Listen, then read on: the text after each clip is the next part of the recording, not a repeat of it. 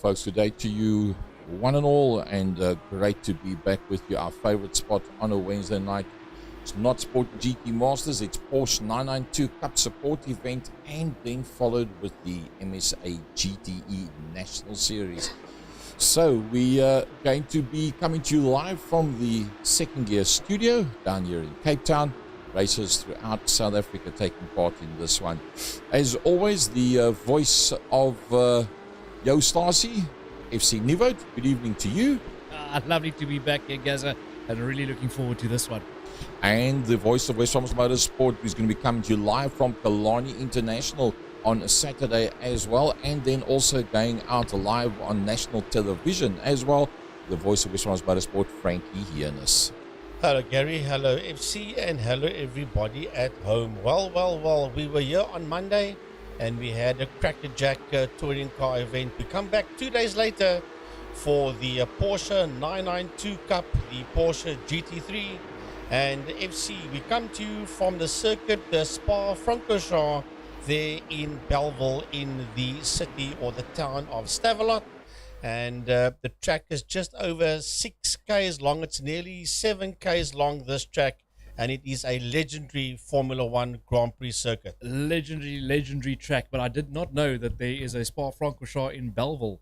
Frankie, I said Belgium. You said Belleville, but anyway, we're coming. We'll to you be on the replay afterwards. We're coming to you from Belgium, in Francorchamps, the city, and then obviously Spa-Francorchamps, round number 7 of the 2022 season of the Porsche 992 Cup Support Series. The track is 6.93 kilometer track. Current temperature out there is 35 degrees at about 414 meters above sea level. And then a lovely day out there, 21 degrees, 56% chance of rain, partly cloudy with a 15 kilometer an hour wind. And today's racing brought to you by Second Gear Productions, and of course the guys from Canvas Intelligence for the MSA series, and ASAP Autobots. In Victoria West, not in Belleville. Yeah. Did I really say Belleville? You said Belleville. There could have been one in Belleville if we had a big enough area. All right, folks. Yeah, that would have been an honest mistake. So excited to be back in the studio.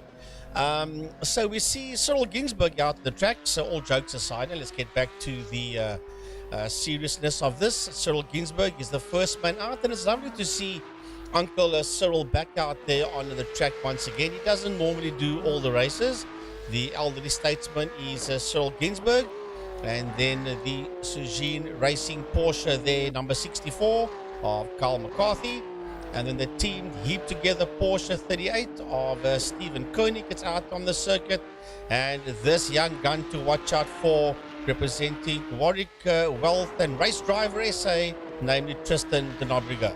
Yeah, that Andres Steenkamp is also out there in that black 46 Porsche, the Batmobile. Then we've got Scott Montanari in his brighter colours there, Oval Office, MXU Team Oval Office. Yaz Samai out in the asymmetric racing number 7 Porsche, and then Robbie Teens out in the number 14 Teen Bolt car out there.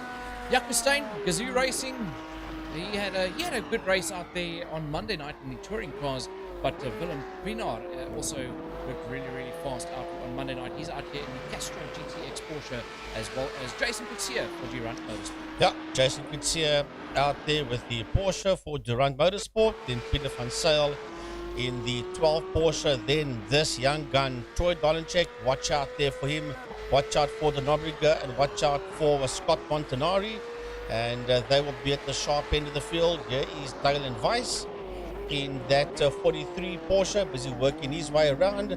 Colin Plitt in that traditional number 75 of his. Even when he races at Killarney, he races with that 75. Wayne Cabbage with the Mercury sponsorship on the side of that Porsche of his.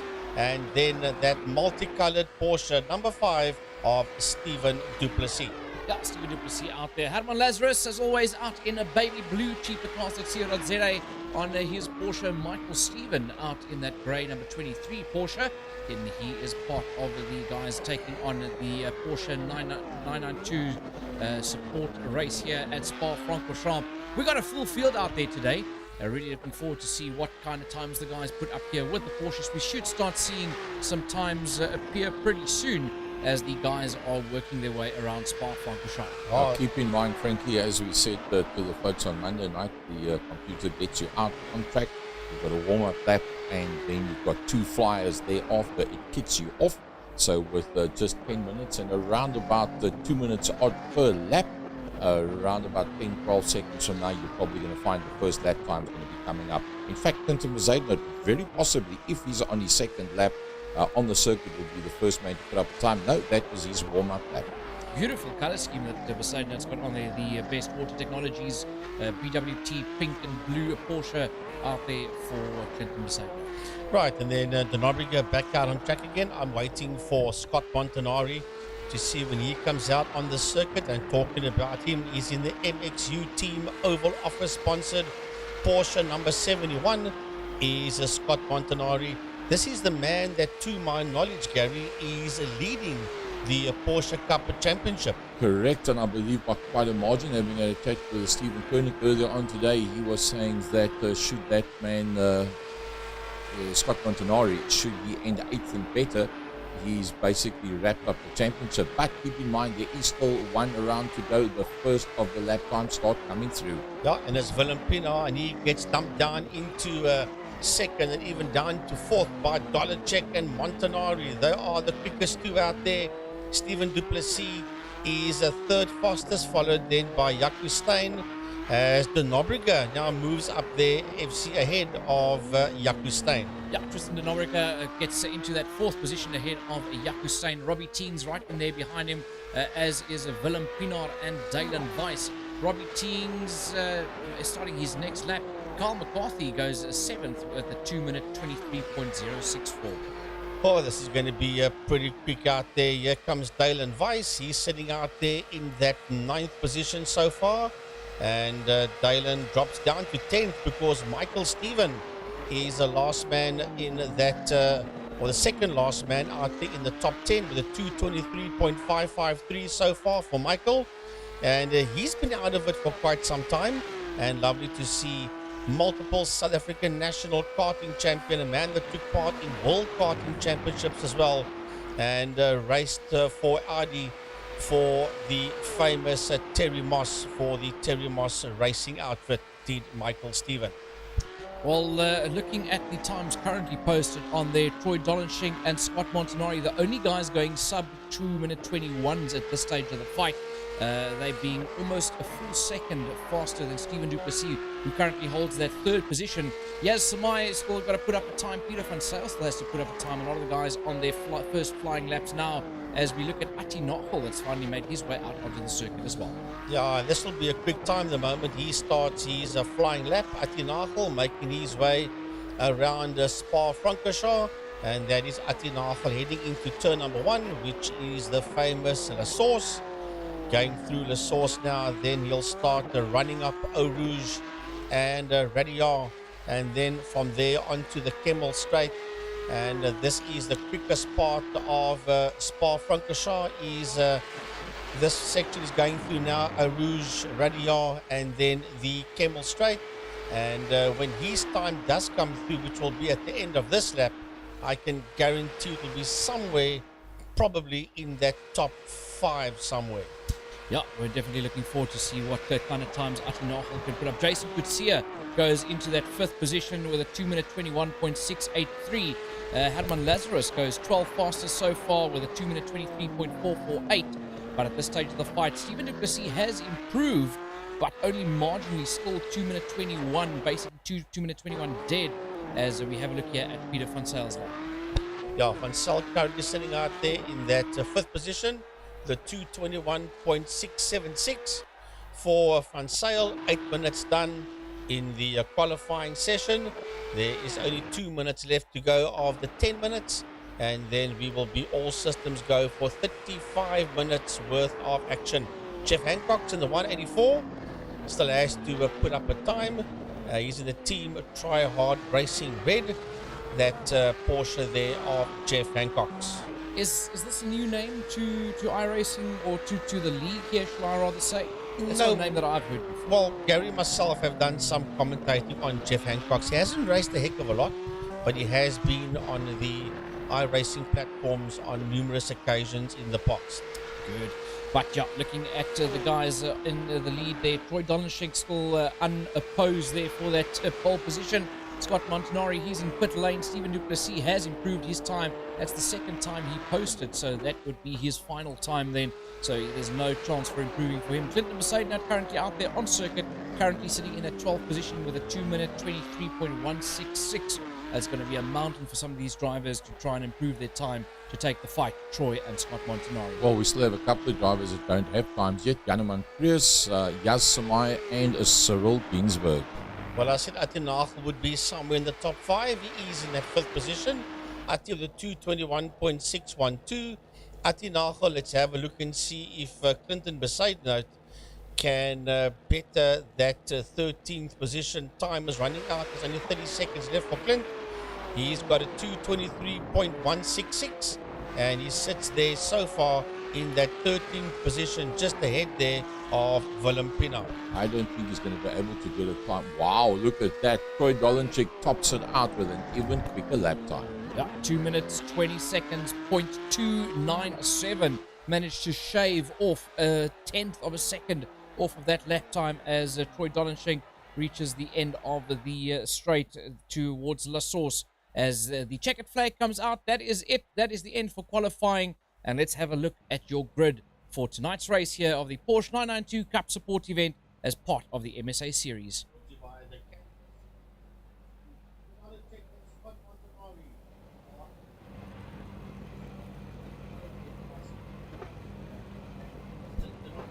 Row number 3 is Ati Nachel alongside him Peter van Sale. Jason Gutsia fills up row number 4 with Jaco Steyn. Jeff Hancock's out there in 9th with the Robbie Teams on his outside.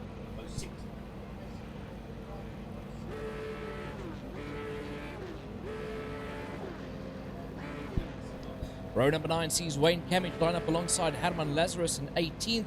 Michael Stephen in that 19th position alongside him Colin Plitt, with Stephen Koenig, Janeman Prius and Cyril Ginsberg rounding off your grid.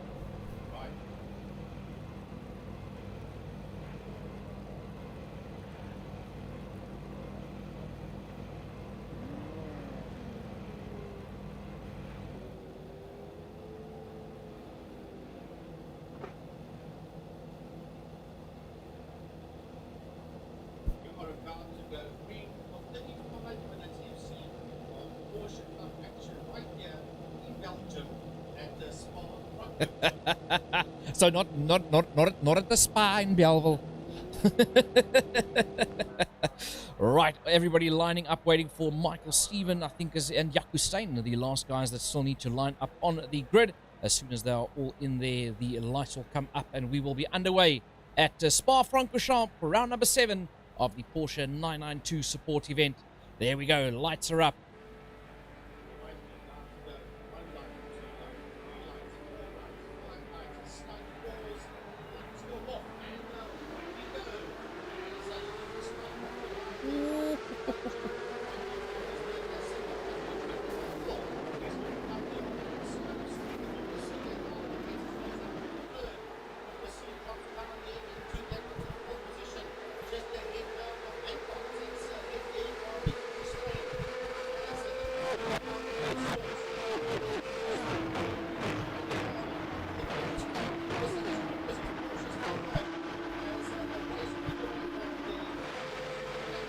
Yeah, towards the lake home they go. It is your race leader, Troy Dolenschink, but he's got Scott Montanari right there by him. Scott Montanari pulls up on the inside. They're side by side. Who's going to be latest on the brakes? It's very, very close. And it looks like Montanari's done enough. He's managed to get past Dolenschink. And now Ati Nachel joins the fight as well as they all go through Brussels, heading towards Speaker's Corner.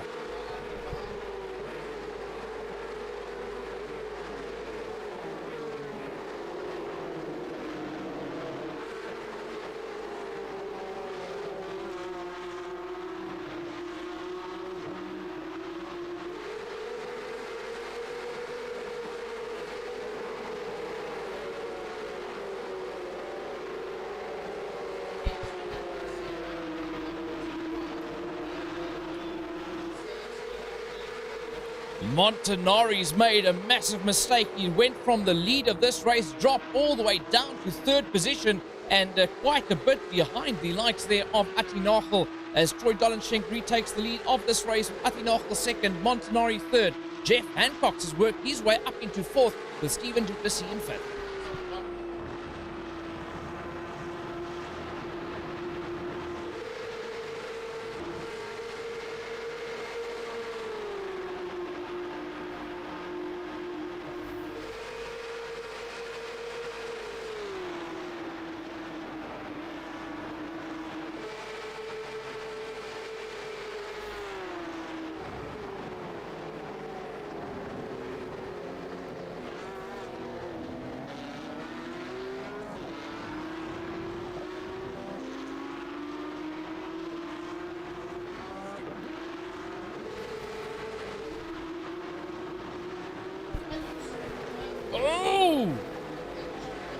It's just Porsches flying all over the place there. That was utter chaos as the guys would take each other out. Let's have a look what happened there. This Herman Lazarus had nowhere to go.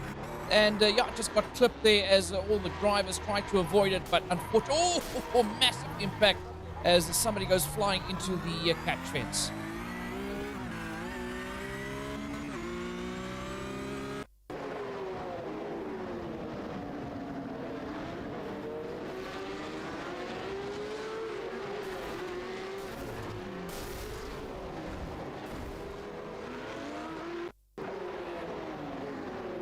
Yeah, let's have a look here. Janeman Prius also involved in that one. Was he the cause? No, he wasn't the cause of it. He just got clipped there by somebody behind him. Was utter chaos here in this race. Yeah. But Troy Dolenschenk, he's got no worry in the world. Leading this race, he's got a second between himself and Nachel. Nachel now getting pressured there by Scott Montanari. Montanari 0.3 of a second back from a Nachel and gaining as we speak, with Tristan de Nobrega about 4 seconds down the road from them. But it's going to be a close fight for that second and third position.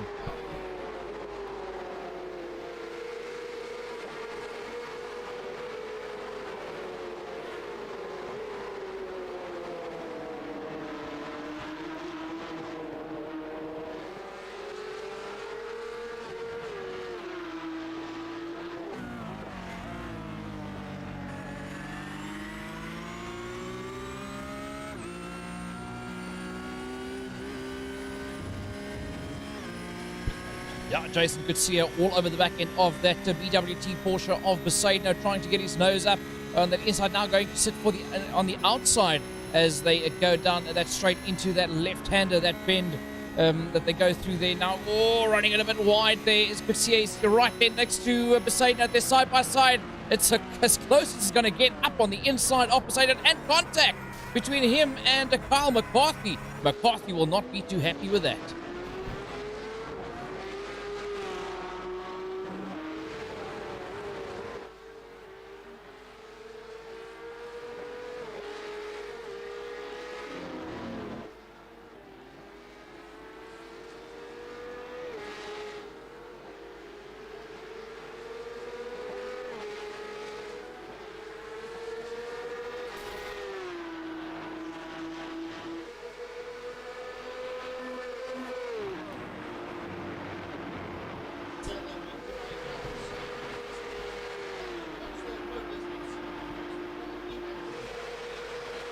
Yeah, right in there with them as we look like we're going to see a move here.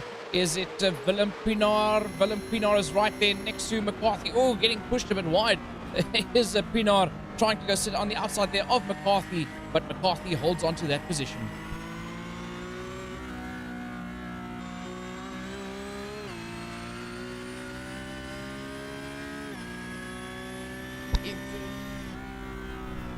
Sorry, my mic was off. I do apologize there. Tristan de Nobrega and Jason Coetzee and we're having a huge fight out there.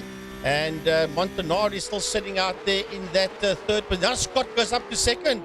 Attinachel drops down into that third position.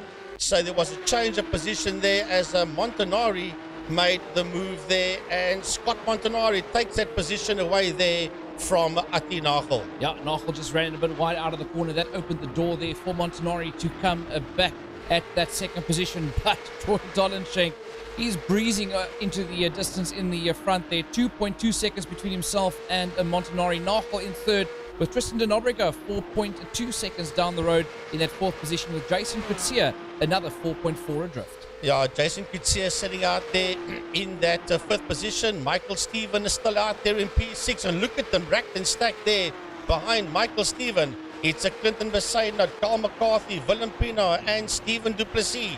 They're all over the back end there of the 23 Porsche of Besaidnot. We're looking back from Clinton towards Carl McCarthy, who's 1.4 seconds behind him, and he's been hassled heavily there by Willem Pienaar and by Stephen Duplessis. Yeah, Besaidnot getting closer and closer to the back end there of Michael Steven, but just look at this high-speed train. That is Duplessis getting closer and closer to Pienaar. Pienaar's going to be in attack range within the next couple of corners, because Stephen Duplessis sure is flying.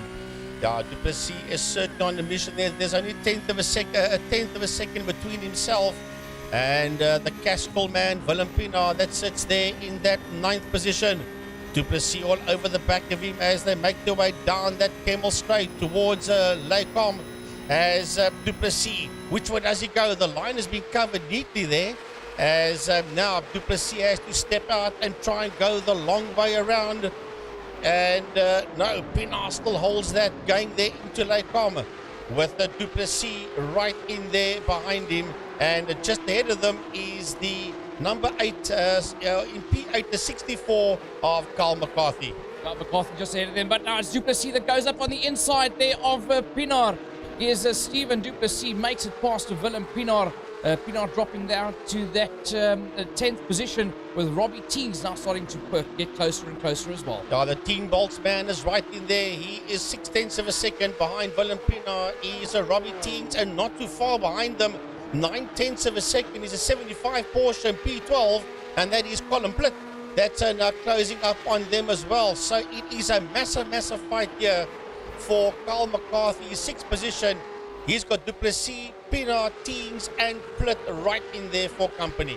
Yeah, the rest of the field starting to spread them out. That only real fight at this stage of the fight is with McCarthy, Duplessis, Pienaar and Teagues, as Colin Plitt is just starting to fall away from that group as well. But here, riding on board with Michael Steven, he is 0.6 of a second down from Clinton Besaidnot. That is the BWT Porsche that you can see ahead of you from that nose cam on Michael Steven's number 23. Yeah, Michael Steven sitting out there in that 7th position, and he certainly wants to have a go there at Clinton Besaidnot. But there we ride with Robbie Teagues on board with the Team Bolt man, Robbie Teagues.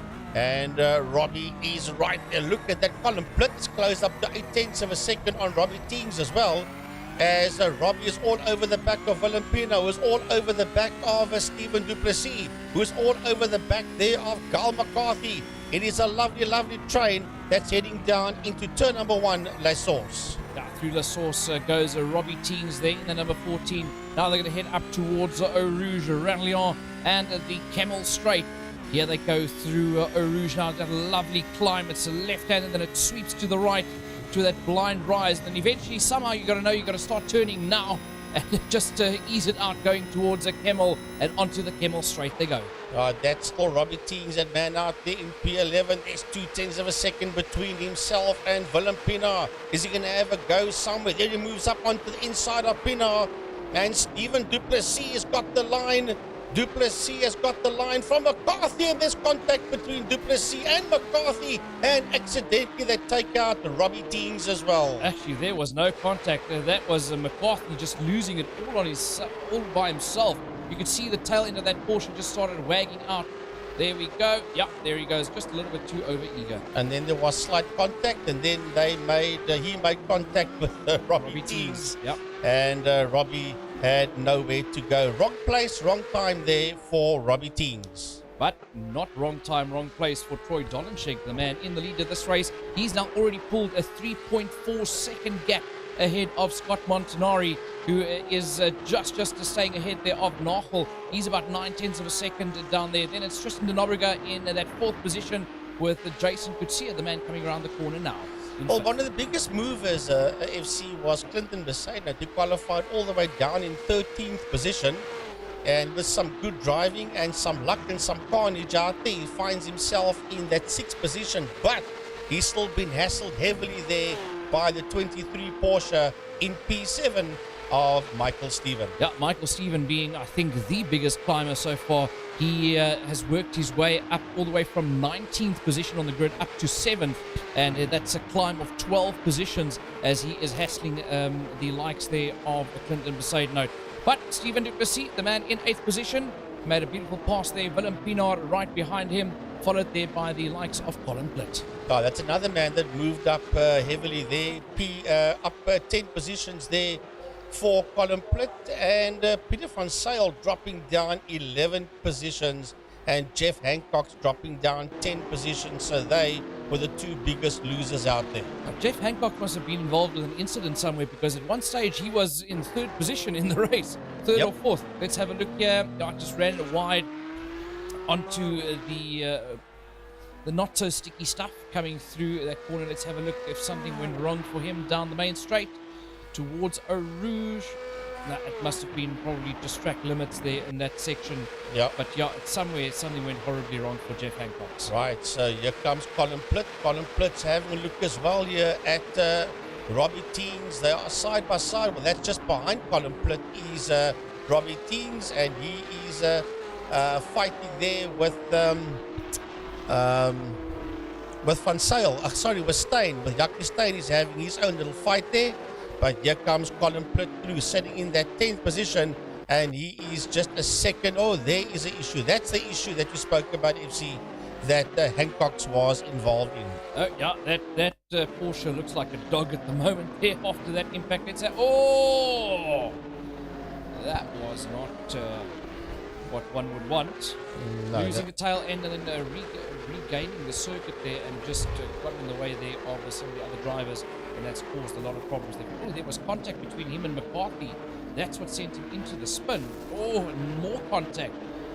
Oh, just not Jeff Hancock's night tonight. No, not working out there for Jeff, but it's working out for Donacek. He's 3.3 seconds ahead of Scott Montanari in that 2nd position, who's 1.9 seconds ahead there of Atti Nagel, and then 3.4 seconds behind them in P4 is Tristan de Nobrega. Then we got Jason Kutsia in P5. He's 6.6 seconds behind de Nobrega. And then we have got Michael Steven. And Michael Steven and Clinton Besaidnout having their own little fight. They are side by side. Besaidnout sits there on the right-hand side of Michael Steven. That's going through the chicane. That's coming out of Blanchimont. Now the two of them are side by side, and Steven du Plessis is right there with them as well. And du Plessis all over the back of the two of them. It is Besaidnout on the outside, and it is Michael Steven on the inside, coming out of La Source. And Bez is all over the back end there of Michael Steven. And right in there with them is Steven du Plessis, as Besaidnout FC is busy rubbing Michael up as they work their way up the Eau Rouge and Radion and onto the Kemmel Straight. Yeah, onto the Kemmel Straight they go now. Clinton Besaidnout goes to the outside, moves to the outside. Look at the speed difference there for Clinton Besaidnout as he flies past Michael Steven. Is he on the right line? No, he runs it wide. Steven hangs onto that inside line. He's now on the outside going through the 2nd corner through Lake Home, but he manages to hold on to that 6th position. Racing down towards Bruxelles is Clinton Besaidnout and the 23 Porsche there of Michael Steven as they work their way through Bruxelles. And now it is Besaidnout all over the back end there of Michael Steven, and they are fighting for that 6th position. There is a 1/10 of a second, make that 2/10 of a second between Michael and Clinton. And these are two of South Africa's best real-time racers that you are seeing there on the circuit. And right in there behind them, only 5/10 of a second behind them is Steven du Plessis in car 5. Yeah, while Besaidnout and Steven battles it out there, du Plessis is getting closer and closer, but so is Willem Pinaar. But he's got a battle of his own on his hands with Colin Plitt and Jaco Steyn gaining on him as well. This is another three-way fight that we're going to see for that 9th, 10th and 11th position. Yeah, we ride aboard the Gazoo Racing Man. That is a Jaco Steyn. And he's looking into that rear wing there of Colin Plitt, who's looking into the rear wing there of Willem Pienaar. That is 9, 10, and 11. That's the front left-hand side suspension of the 88 Porsche of Jacky Ickx, with the main sponsor on the side of that car, namely Canvas Intelligence, as Jacky Ickx uses the entire Spa-Francorchamps circuit and a touch more. I do think that might get him an X. I think it's going to give it an X, that's for sure. Somebody there in pit lane, I just picked up a car working its way down pit lane. That looks like, yes, I can pick up by the color scheme that was Scott Montanari. And this is probably some track limits here for Tristan de Nobrega, working his way out of Les Sources. As well, the same infringement there by Jason Coetzee. Yeah, a lot of the guys struggling there with La Source, and now heading up towards Eau Rouge is Jacky Ickx. Quick left-hander, then goes to the right, and all of a sudden you've got to change direction to the left again, heading towards Hamilton. And it's Besaidnout. Problems for Clinton Besaidnout out there on circuit. Yeah, he came through that part very, very slow, but here comes Jacky Ickx. Jacky Ickx and Willem Pienaar, they are side by side, going through the Lycom section, then racing down towards Bruxelles, and it is Jacky Ickx that he's still there ahead. I know he made the move there on Willem Pienaar, and Steyn is now ahead of Pienaar, working their way out of Bruxelles. That was a very, very brave move. Anything could have gone wrong with the way he slid it into that corner, into Lycom. But yeah, let's have a look. Let's just have a look at that. Late on the brakes, flicks the tail end out a little bit, slides it through, and Willem Pienaar just had no answer for that one. Yeah, and then Colin Plitt, you see in there behind them as well. But this is a replay of what happened to Clinton Besaidnout, getting it all wrong. Some massive understeer and sticking that Porsche away there into the barriers. But we've forgotten about this man, your race leader, Boy Tolenschink. Oh yeah, that guy's still out there. 7.6 seconds ahead of Atti Nagel, who is currently in that second place. Tristan de Nobrega finds himself in third with a 2.2 second gap between himself and Nagel. Jason Coetzee in that fourth position, 7.6 seconds down the road. And then only comes Montanari, who dove into the pits. Was that his routine pit stop, or was there problems for him? Yeah, well, we'll find out when the other guys make their pit stops, if they're going to make pit stops. There's a lot of gaps between everybody. It's only McCarthy and Weiss for P17 that there is something happening there on the track. But here is a Pienaar. Behind a Pienaar is a Plitt just ahead of them. You saw Jacky Ickx, that is Steyn, Pienaar and Plitt that you see there in your shot. And just ahead of them is the 5 car of Stephen Duplessis as they make their way down the home straight into turn 1 Les Sources. Yeah, through turn 1 they go. That's going to take them all the way to Eau Rouge, through Redlion and onto the Camel Straight, as Jacky Ickx leads them out in the 88 silver Porsche as they go into that left-hander called Eau Rouge. Have you ever heard of it? Well, it's a famous, famous name, Eau Rouge, that's for sure. And we have a replay here at Colin Plitt. That's track limits. I saw that when you saw the train coming out of the source, the 4 of them that you're seeing there on screen now, that it came out of turn 1 very, very wide. That's Willem Pienaar representing the United Kingdom and Ireland. Is Willem Pienaar out there in that Castrol GTX Porsche. Yeah, riding on board with Tristan de Nobrega, the man sitting in that third position in the Warwick Wealth Race Driver SA Porsche, the number 70 Porsche. He is about 1.2, 1.3 seconds behind your second place man, Atti Nagel, who in turn is almost touching on 10 seconds. Everybody losing time there to Dolenschik. Dolenschik just chipping away at that lead and pulling away further and further ahead there of Atti Nagel and Tristan de Nobrega. Tristan there in that third position, 1.1 seconds behind Atti Nagel. So Tristan is closing back up there on Atti Nagel. We'll have a look and see the gap gets smaller between Nagel and second and de Nobrega in third. At it's 0.8 of a second now. So the Warwick Wealth and Race Driver SA man, Tristan de Nobrega, is in the house once again, FC, and as they make their way through that chicane onto the main straight, and de Nobrega is now challenging for that second position. Yeah, de Nobrega getting closer and closer to Nagel. Nagel might be swallowed up pretty soon with the pace that De Nobrega is putting out onto the circuit. They into turn 1 they go, into La Source, as De Nobrega is getting ever so closer. But Troy Dolenschenk, the man in the lead, unstoppable at this stage. Yeah, and he's 10.6 seconds ahead of Atinagel. Is that youngster from that famous Dolenschenk racing family. His dad's name is Wally Dolenschenk Jr., and they come from that famous breed of racing, the Dolenschenks. But so does this young man, Tristan De Nobrega, the son of the famous single-seater SA champion, multiple SA champion, Formula Ford and Formula GTI, Mark De Nobrega, and he'll be watching Tristan making the move, hopefully sometime there on Atinagel. Yeah, Nagel now starting to pick up the pace a little bit again, starting to pull away from De Nobrega. It's back up to a second, but they're falling further and further behind Troy Dolenschenk. 11 seconds now, the gap between them and your race leader. Behind De Nobrega, Jason Kutsia, 8.6 seconds down the road, with Scott Montanari in fifth. 0.8 of a second between Nagel and De Nobrega, and Tristan is getting closer.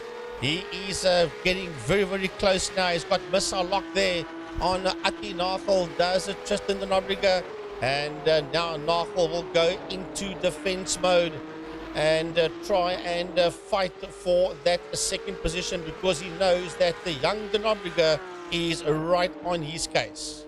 Yeah, there was about 2 seconds difference between your race leader as well as De Nobrega's times compared to Nagel's time. Almost 2 full seconds between them. So that just shows you how De Nobrega is starting to pressure Nagel, and Nagel really has to pull something out here if he wants to remain ahead of De Nobrega. Jason Kutsia, the man currently sitting there in that 4th position, 9 seconds down the road, with Scott Montanari coming bringing it through in that 5th position in the 71 car. He's already done a pit stop, and he is 3 seconds there behind Kutsia. And there's a change. De Nobrega has moved up into 2nd place, and Atinagel starting to struggle. Well, we expected that to happen sometime, and this is the move, the replay, and that is coming out of Blanchimont into that chicane, and that is where De Nobrega made that move for 2nd position on Atinagel. Yeah, Nagel now falling down to that 3rd position and starting to trail off, as De Nobrega now sets his sights in trying to catch up to Dolenschenk. But there is 10 minutes left in this race. Can De Nobrega pull out a miracle and go and fetch Troy Dolenschenk? Well, a personal best there for the man in P6, Michael Stephen, at 2:22.627. But there is a fight out there, and it's the one between Willem Pienaar and Colin Plitt. They're fighting out there for Pienaar's 9th position. There's 9/10 of a second between Pienaar and Plitt as they make their way up up Eau Rouge and heading towards the Kemmel Straight now. Oh, it is as quick as these Porsches can go down the Kemmel Straight, working their way towards Lecombe.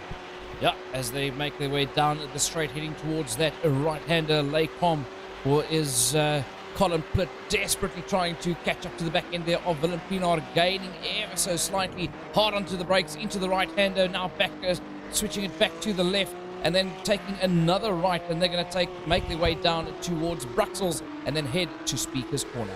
Yeah, the two of them fighting out there for that 9th and 10th position. It is a Pienaar in P9, Plitt in P10, 4/10 of a second between Pienaar and Plitt. And once again, look at Atinagel FC. He's not letting De Nobrega get away in that fight for that 2nd position. There's only 4/10 of a second between them as we watch this fight there between Pienaar and Plitt. Yeah, Nagel definitely not letting him get away, but overall, they're not fetching the race leader. In fact, they're falling further and further behind. The gap to the front now up to almost, there we go, 15 seconds to your race leader, Troy Dolenschenk. De Nobrega sitting in that 2nd position, and Nagel busy making his way for a comeback to that 2nd spot. Well, there is Jason Kutsia, 7.7 seconds behind Atinagel, and only 2.4 seconds behind him is Scott Montanari. So Montanari in that 71 Porsche is launching a comeback here, and he has got his gun sight set there on the Durand Motorsport man, Jason Kutsia. Yeah, Coetzee might find himself in a spot of bother towards the end of this race, unless they've got to dive into the pits before the end. But Michael Steven finds himself in that 6th position.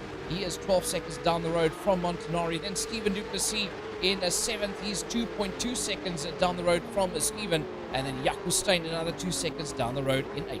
Yeah, and then Colin Plitt and Willem Pienaar is in pit lane. Willem Pienaar is in pit lane as you see Colin Plitt go through turn number 1 through La Source. Pienaar is there in the pit lane. Here comes Robbie Teens in the Teen Bolt car, and he's now moved up therefore into that 10th position. But Pienaar shows pit exit. I wonder if he never got a drive through a penalty, FC. Because he was in and out. That might be. Just guessing. I'm just guessing. Yeah, Willem Pienaar making his way past the blue bollard there. Let's have a look. Did he stop? He did stop, so it must have been a splash and dash to try and make it to the end. Yeah, that's possible because you can clearly see, yeah, that was a very quick one. So there's no tires there. That's just a splash and dash. He was in so quick and out the other side. I thought that it was a possible drive-through penalty. But yes, indeed, as FC got it 100% spot on, that was a splash and dash. Yeah, and Tristan de Nobrega still maintaining that 2nd position over Ati Nagel. The only real close fight out there is for that 2nd and 3rd position between Nagel and de Nobrega. And then further down, yeah, we just lost that one, was Stephen Koenig. Stephen Koenig up into 13th position. And I've just got to say this, FC. Lovely to see Uncle Cyril Ginsberg still out there. He's in that 16th position. He's at 29 seconds behind Janeman Prius, but he is still doing his thing. And he's having a lot of fun out there, is Uncle Cyril Ginsberg, as we watch that man, Stephen Koenig, for a team heaped together, sitting there in that 13th position, and only 1.3 seconds between himself and the Mercury man, Wayne Camage. Yeah, unfortunately, we seem to have lost Kyle McCarthy, Andre Steenkamp, and Yaz Samai in this race, as they've picked up some problems there. But Peter van Zyl still out there in that 14th position, just ahead of Janeman Prius. But Peter van Zyl's been having connectivity issues from even back in qualifying already, so that might be hampering his race. Kyle McCarthy going one-on-one here with Duplessis. That's a replay, and that's a replay that we saw earlier on between the two of them, and then Robbie Teens got himself.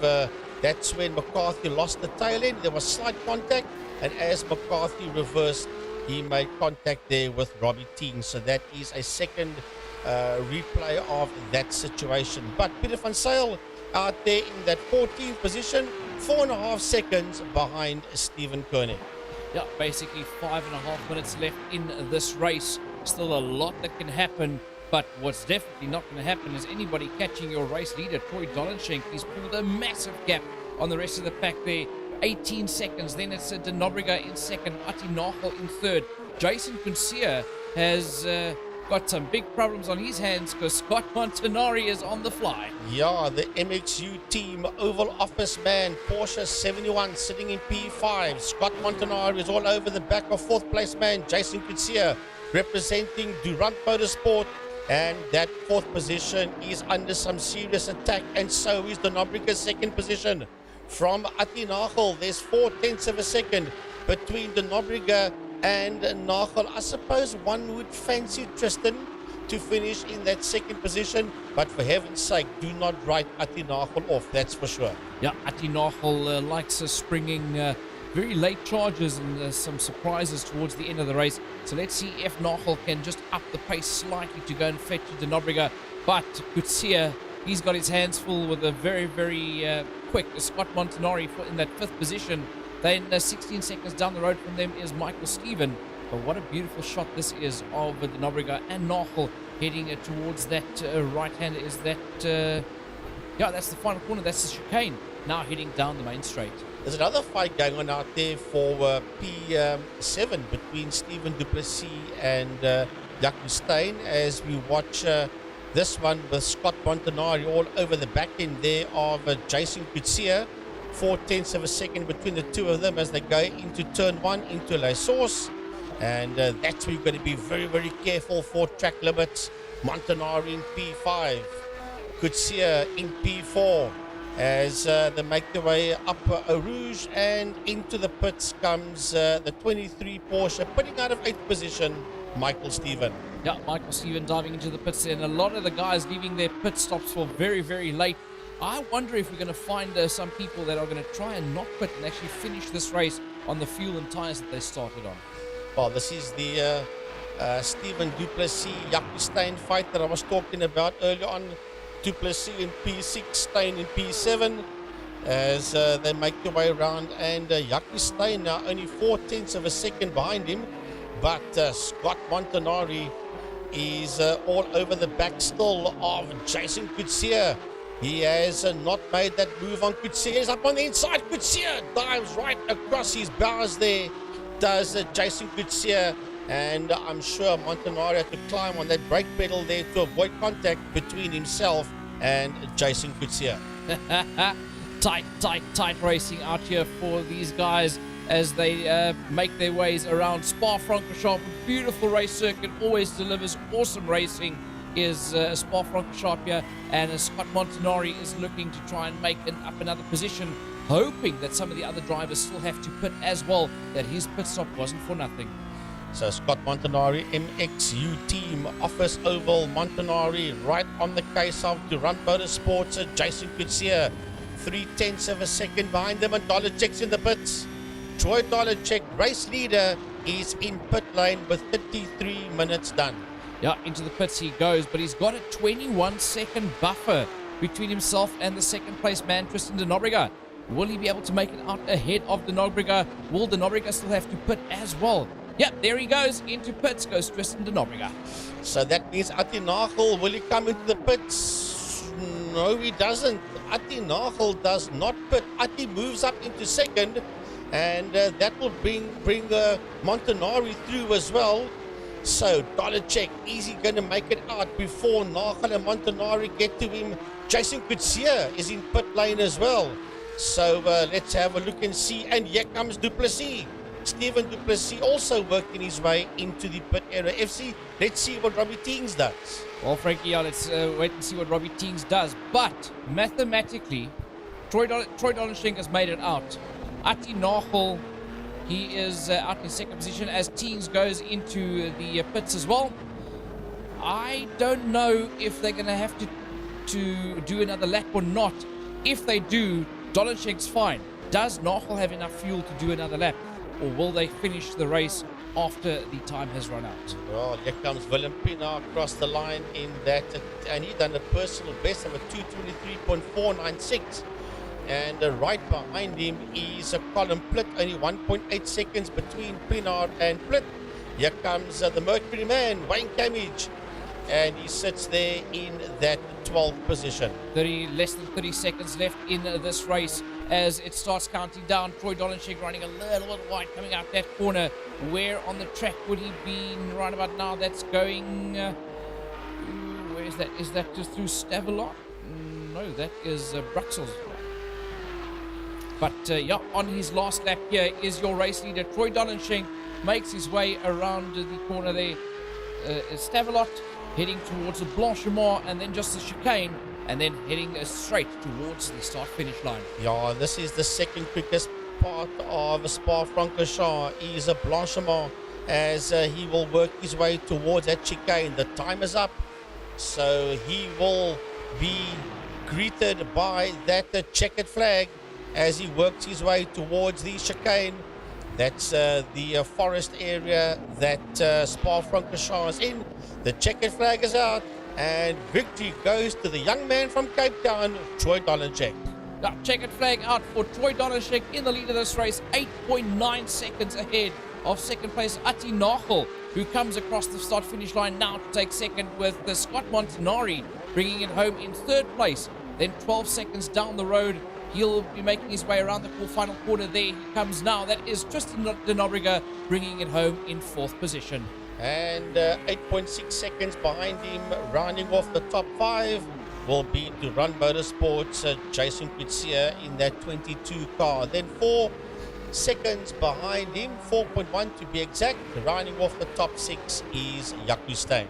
Jacky Ickx rounding off the top 6 there. Stephen Duplessis makes his way through the chicane in that blue, yellow, and red Porsche through the final corner and across the finish line he goes now to take home 7th position. He is just 2 seconds ahead there of Michael Stephen in 8th. Willem Pinaar will be the next man through the chicane. He comes now in the Castrol GTX Porsche in that 9th position. And rounding off your top 10 will be that 75 Porsche of Colin Plitt. And 2.3 seconds behind him in 11th position is the Team Bolts Porsche of Robbie Teams. Yeah, Robbie Teams, the next man to cross the line in 11th position. Janeman Prius has dropped down to 12th position. He will be there. He crosses the finish line now. Stephen Koenig will be the next man to finish there in that 13th position, but he is 19 seconds down the road. There he is. Ooh, very slow crawl. Yeah. That's busy running out of fuel. Yeah, but I think he should be okay. That is that final chicane, and he will freewheel that 38 Porsche across the line, but he's going to lose out. He's going to lose out to Peter van Zyl. See, I can picture Stephen Koenig sitting in his race seat in his rig, just egging it on. Come on, just a little bit, just a little bit. Stephen Koenig crosses the finish line in 14th, just ahead there of Dalen Weiss. And then Jeff Hancock will be the next man through in that 16th position. There he is in the red Porsche, making his way around the Spa-Francorchamps, heading towards the chicane. Well. I'll tell you what, it had its dramas in the beginning, but well done there as Jeff makes his way towards a checkered flag, and EFC had quite a bit of bad luck as well. Yeah, had a lot of bad luck out there was Jeff Hancock's. But that is it. Everybody finishing the race there. So that puts the win for this race in the hands of Troy Dolenschenk. Atti Nagel bringing it home in 2nd. And in 3rd position, Scott Montanari, unofficially your champion. Yes, unofficially your Porsche Cup champion for 2022. Tristan de Nobrega in 4th position, ahead there of Jaco Steyn and Stephen Duplessis. Michael Stephen finds himself in that 7th position, with Willem Pinaar bringing it home in 8th. Colin Plitt brought it home in 9th position, and Jason Kutsia rounds off your top 10. Robbie Teams and Janeman Prius in 11th and 12th. Peter van Zyl and Stephen Koenig in that 13th and 14th position, followed there by Dalen Weiss and Jeff Hancock, and they were the only 16 drivers on the lead lap. Yeah, Wayne Camage was the man in 17th. Uncle Cyril Ginsberg bringing it home in 8th position. Herman Lazarus in 19th. Kyle McCarthy, unfortunately, out of it, along with Clinton Bezuidenhout, Yaz Samai, and Andre Steenkamp. Those are a couple of big names that didn't make it out there towards the bottom end of that leaderboard. But well done to Troy Dolenschenk, Atti Nagel, and Scott Montanari. FC driver? Look, you can't fault him. He didn't do anything wrong whatsoever. He blasted off into the distance. It can only be Troy Dolenschenk. Yeah. Frankie? Yeah, all of them as far as I'm concerned, yeah, but definitely Troy Dolenschenk, yes. They were not going to catch him. He was in a class of his own. I thought Montanari would give him a go, but yeah, and de Nobrega, but they couldn't keep up with Troy. A good fight back by Scott Montanari, having that bit of bad luck earlier on. I think he went into pits, if I remember right. Stopped and then off he went again. Yes. Tristan de Nobrega, that actually, I actually thought that Tristan might be in the top 3 because he did qualify very, very well. And once again, Gazoo Racing, Jaco Steyn, well done, coming in the top 5. He's got himself a direct drive steering wheel recently, done a bit of homework, and he's getting accustomed. He says as he gets accustomed to it, so he's finding his legs and getting better and better. So I think you're going to find that name, Jaco Steyn, up top on a more regular basis. And bad luck, FC, my nominee would go to Jeff Hancock. Jeff Hancock's undoubtedly, yeah. Definitely. Yeah, it didn't work out for him this time around, that's for sure. All right, we're going to show you a short video, and then we're going to come back to you with the main race of the day, the MSA backed GTE series.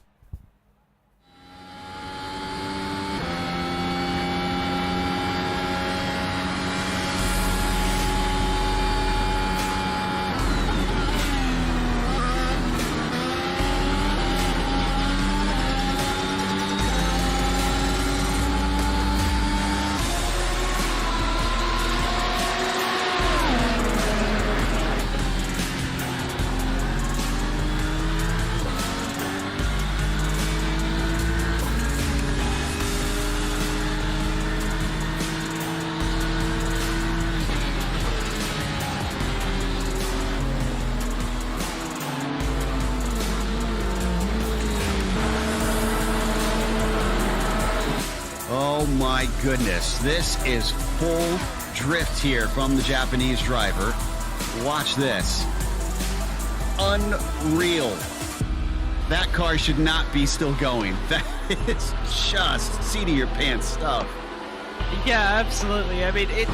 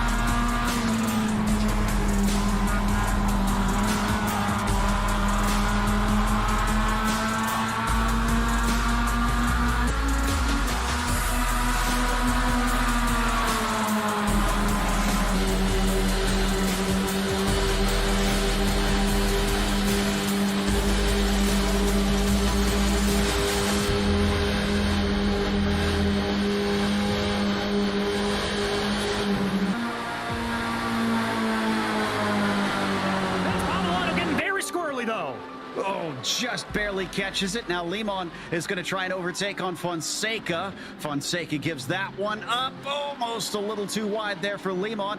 Holds tough and sending it deep around the banking. And Shell Oil, he's going to take the spot back. Fonseca, that was a brilliant move. Oh my goodness, Joe, that was fantastic from the McLaren spitting fire down through the banked corner. That is how you hold on to a position.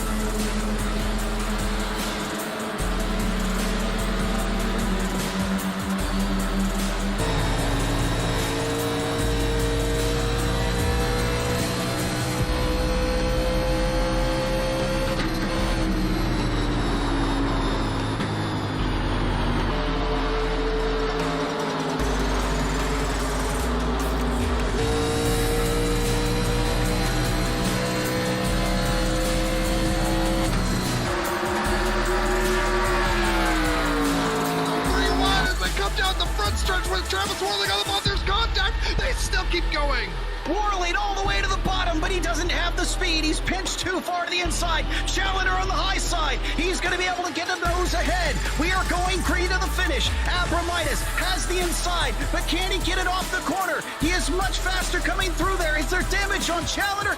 Abramitis is ahead. There's going to be a race to the line. Who is going to get it? Abramitis takes the win by 7 thousandths of a second.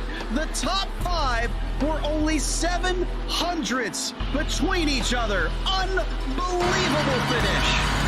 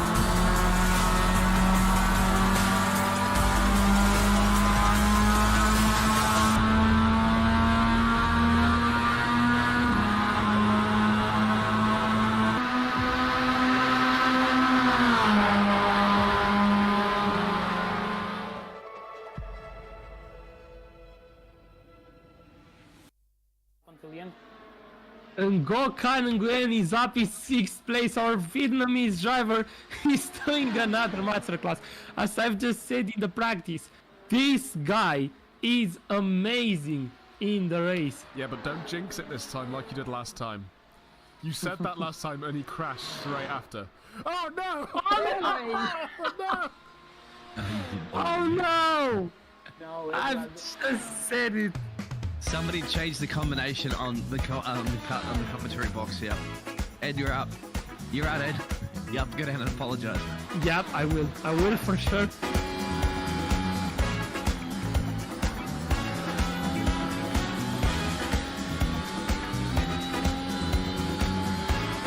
Oh, God.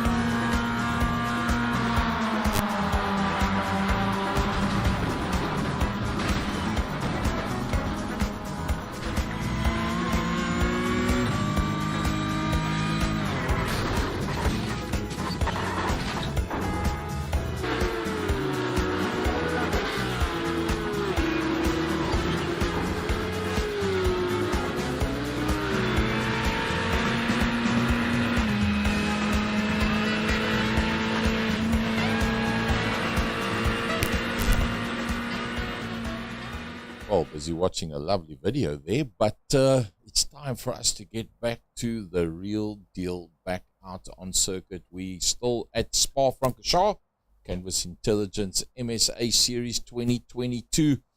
Once again, our commentators from Cape Town, voice of West Bromwich Motorsport, Frankie Ickx. Welcome back into the studio after your short break.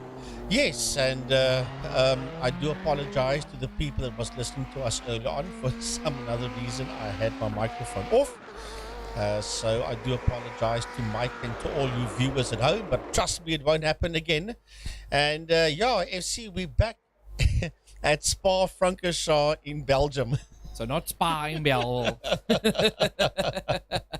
Yeah, lovely to be back here. We had a quick break and looking forward to the main event of tonight's racing, the Canvas Intelligence MSA GTE Series for 2022, round number 7, taking place at Belgium's Spa-Francorchamps.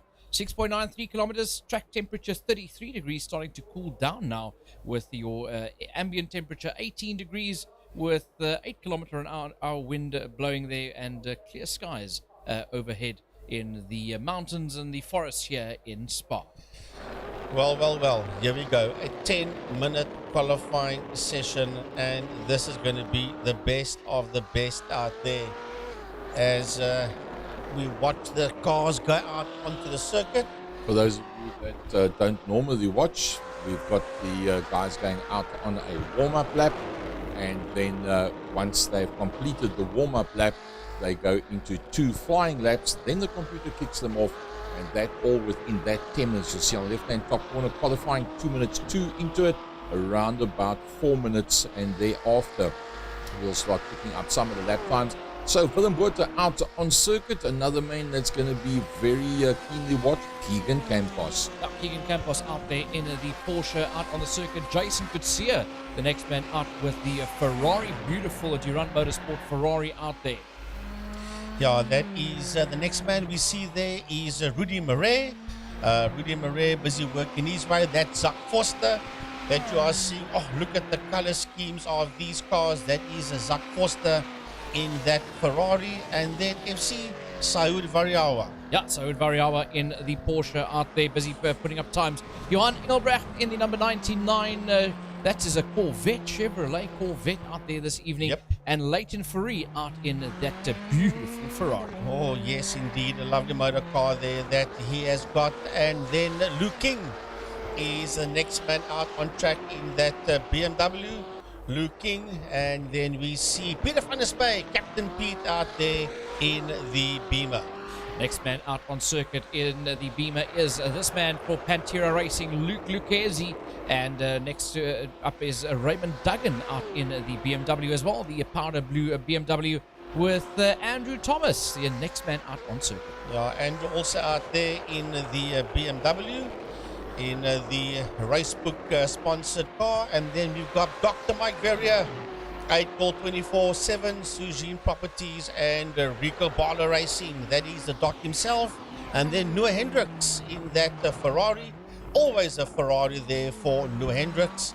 And he's currently in that 15th position so far, but that doesn't mean anything because they haven't put up a lap time yet. Yeah, the Porsche out on circuit now, that is Max Shorter with the BMW of Peter Hubert, that Wild Rose Gin Peter Hubert BMW making its way around the circuit as well. The next man out there is the Porsche of Keegan Masters, the white and red Porsche of Masters out there with the next man, the BMW of Graham Stephen in the Gulf Oil colours. Yeah, Graham out there in the Gulf Oil coloured BMW, and then we see Rainier Hubert is the next one out there. He's got one of the main sponsors aboard, namely ASAP.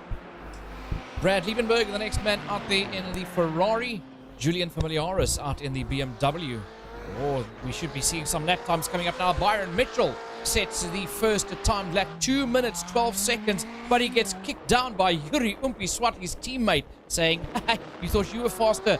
I'm 6,000ths of a second faster. Oh, and then Luke Lucchese puts it up there in that third position. Francois Hubert is there as well. Jason Kutsia, Willem Botha, Graham Stephen, Keegan Campos, Andrew Thomas is in there as well. The times are now beginning to come through. And FC, the first 9 cars is, well, the first 4 is 2 minutes 12. And then from P5 all the way down so far to P12 is 2:13s. Keegan Masters goes 8,000ths of a second faster to take a provisional pole position ahead of Umpiswat. Mitchell in the third, Leighton Ferree in that fourth position, Lucchese down in fifth position with Francois Hubert currently in sixth. Oh, Jason Kutsia is currently in that seventh position. Willem Botha is there in P8 and Leon van Wyk in P9. Leon King rounds off the top 10 so far. Luke King out there in that 10th position. Graham Stephen, the next man, out in 11th with a 2 minute 13.581. Keegan Campos in 12th with Peter Hubert in 13th. And Zach Foster bringing in that 14th position. Yeah, then Andrew Thomas, that's the next one out there. He is in 15th, and then 16th, the 71 car there of Raymond Duggan. And then Mike Verrier in 17th with a 2:14.311, but he just hopped back there to pit lane. Peter van der Spey seems to be having a bit of an off day out here in that number 8 BMW, as he is currently down in 18th position with only Johan Engelbrecht behind him in the Corvette so far. But let's have a look and see who still needs to put up a time. Can anybody beat Keegan Masters? We'll have to wait and see. Well, there is Matt Shorter in that 22 Porsche working his way around. And there is Bradley Liebenberg in that Ferrari. Watch out for him, he's going to put up a time pretty soon. And then Saud Variawa as well, FC. So there's a lot of names that must still put up a time. Yeah, Andrew Brown just put up a time, 2 minutes 30 seconds. That is a bit of slow time there. 15 seconds off of the pace of Johan Engelbrecht, who's currently in 23rd. But let's have a look here. Matt Shorter puts up a time of 2 minutes 13.6 as Raymond Duggan, Mike Verrier, all of them in the pits at the moment. But let's have a look and see what Johan Ferree can do with the Mike Ferree and Sons Ferrari. Yeah, he must still put up a time. We'll have a look and see. But Keegan Moss is still the quickest man, even though he's in pit lane with a 2:12.612 there. And the first 5 cars are all high 2 minutes and 12 seconds. Well, interesting stuff that's going to happen out here this evening. Almost 8 minutes into this qualifying session. Will anybody try and improve on their times? They're going to have to hurry it up if they still want to try and put up a time, as Masters and Swart only did 1 time lap from what I could see. And I think they've missed the cut-off to do another lap here, because we're already 8 minutes in. Time kicks off at 10 minutes. Well, Frankie, the only man that can possibly drop into that top 5 is that man there. I'm free. We'll have a look and see. Crosses the line. Where does Johan falter in 7th position? Ooh, that's a long way down. And look, he's still out there as well. Can Mr. Lucchese bump it up a little bit further? I don't think so. I think he's too far away to be able to complete another lap. Yeah, let's have a look and see. There is a minute and a half, just under a minute and a half left in this qualifying session. He might just actually be able to make it.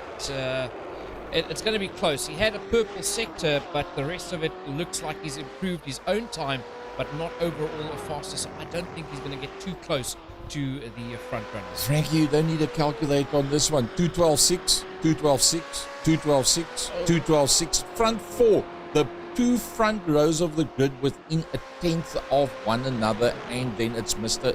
Lucchese.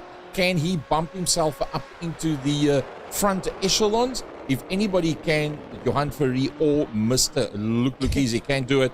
9 minutes 19 in. Let's see. Can Luke get himself up higher? No. Nope. Well, there's about 100th Wow. of a second between first, second, and third at this point in time. Wow. Incredible. Sure. So that's what the circuit looks like. Spa-Francorchamps, iconic. You talk about places like Eau Rouge, Kemmel Strait, Les Combes, Brussels, Pohon, Campus, Stavelot, Blanchimont, the La Source, the Radion, and Eau Rouge going down in the dip and out the other side. And our South African, the fastest man on 5 of the 7 main circuits in South Africa is actually going to be riding on this track in the 24-hour this very weekend. Sure, I'll tell you what, FC, I don't know, 90 minutes of mayhem. Keegan Masters, Umpi Swart, Byron Mitchell, and Leighton Free, the first 2 rows of the grid. Yeah, your third row is Luke Lucchese alongside Brad Liebenberg. Johan Ferry and Franz Hubert fills up row number 4 with Willem Botha and Jason Coetzee rounding off your top 10.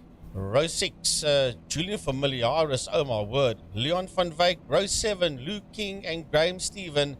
And row number 8, Matt Shorter and Keegan Campos. Row number 9 sees Peter Hubert lining up alongside Zach Forster with Andrew Thomas and Andrew Brown. The Andrews filling up row number 10. Raymond Duggan in that 21st position with Noor Hendricks, Mike Verrier and Peter van der Spey in 24th. Yeah, row 13, Renier Hubert and Rudy Murray. Row 14, Johan Engelbrecht and Soet Verjauwe. Row 15, Clinton Besainert and John T. Weiss. And row 16, Corne Breed and Jan Spalmers. Frankie, when we started off 2 years ago, we heard about this thing called a Assetto Corsa, and we got involved with it in a small way. Who would have thought that the prime essence of the biggest names in South African motorsport, we would be sitting here in the second year studio and getting these guys going one-on-one? Well, I'll tell you what, FC, this is going to be 90 minutes of chaos. A big thanks to Canvas Intelligence and the associate sponsor ASAP Motor Spares. They are in Pretoria West, and of course Second Gear Productions, and a big thanks to Motorsport SA. There we go, the cars all lined up behind the Porsche safety car. It's going to be a rolling start. The safety car gets off the line. Will it be chaos? How much you want to bet on it? Guaranteed, yes. Let's hope not, because it will be terrible to see any of these big names knocked out of this one. And I mean, if you take the likes of Keegan Campos down in 15th, 16th position, the likes of Captain Peter van der Spey down in 25th position, well, I mean, anything's possible. 32 of South Africa's best out there at Spa-Francorchamps, the circuit we're going to be watching for 24 hours over the course of Saturday through Saturday night into Sunday. And Stewie White representing Lamborghini and South Africa are going to be out there taking on the best in the world. Well, FC, the old saying, you cannot win it on lap 1, but you can lose it on lap 1. And I hope these guys realize that as we are about to go green. Now Keegan Masters will take them off for the pole position there alongside Yuri Umpi Swart, Byron Mitchell 8-3, and we are green. And it's action time here at Spa-Francorchamps for the MSA GTE Series, brought to you by Canvas Intelligence. They all come barreling down the main straight into La Source. This is where it's all going to funnel down into who's going to make it through that corner. A lot of guys running wide through turn number 1. But Umpi Swart has taken the lead of this race, with Leighton Ferry making it up to P2 and Keegan Masters dropping down to 3rd. Have a look at that site. Where in the world are you going to see anything like this? Look at the color scheme and driver car combinations out there. What a beautiful picture. as they race through Radion onto the Camel Straight. They are jostling for positions. It is Yuri Swart, Leighton Fourie, Keegan Masters, Byron Mitchell, and Leighton Fourie has a look up on the inside of Swart, but Swart holds the line as they work their way through Lake Com, then drop downhill towards the hairpin that is Bruxelles. My oh my, look at this. There's Johan Fourie leading that next train of cars through, and Fourie sits there just behind Lucchese. Yeah, behind Lucchese is Johan Fourie, then it's Jason Coetzee, followed by Leon van Wyk, then Francois Hubert in 9th. Willem Bottas worked its way up into that 10th position. It looks like something went wrong for somebody along the line there. But let's have a look here. Ooh, Luke King getting it all out of shape and almost clipping the wall. Yeah, Luke King, but luckily he stayed out of trouble there, did Luke King. But these first 3-4 cars are beginning to break away. It is Umpi Swart, Leighton Fourie, Keegan Masters, and Byron Mitchell. They are beginning to get away slightly there from Luke Lucchese, Johan Fourie, and Jason Coetzee. As we have a look at this front four, it is BMW that's leading, it's Ferrari second, it is Porsche that is there in that third position, followed there by another Ferrari in that fourth place, and then the BMW of Luke Lucchese and the Ferrari of Johan Fourie. Yeah, behind Fourie it's Coetzee, then Leon van Wyk, Francois Hubert, Willem Botha, Keegan Campos, Graham Stephen. And they're riding on board there with Noor Hendricks now in 18th position. They're all racked, stacked back in there. And a mistake there from Umpi Swart that leaves the door open for Leighton Fourie. He's alongside Swart, but the Swart just managing to hang on to P1. Oh, Leighton Fourie means business. This young man, the 2021 Polar Cup national champion, and he's going to go for the lead. He's going to go for the lead as Yuri Swart came out of turn one very wide, and he opened that gate wide there for Leighton Fourie. Leighton Fourie says, thank you very much. I'll put my Ferrari into P1 as they go through Eau Rouge, up into Radleon, into the Kemmel corner, and down the Kemmel straight. They're going to go now. Umpi Swart is fighting back. He's trying to make a comeback along the outside there of Leighton Fourie. They're right next to each other. Swart retakes the lead, but he's on the outside line. Is that going to be the line he wants, or is Leighton Fourie going to hug that curb going into Lake Com? Oh, and he gets muscled out the way there. Does Leighton Fourie by Yuri Umpi Swart. Back into P1 he goes. He says, no, not here, not now. This is my lead, Fourie. And then he's got Masters right in there behind him. Followed there by Byron Mitchell and Luke Lucchese and Johan Fourie, and Jason Coetzee has joined the party as well. The intervals between those guys will be absolutely nothing at this point in time as we see it, as Gazza puts it up there onto the leaderboard for us. Yeah, all the way from first down to 7th is so close to each other.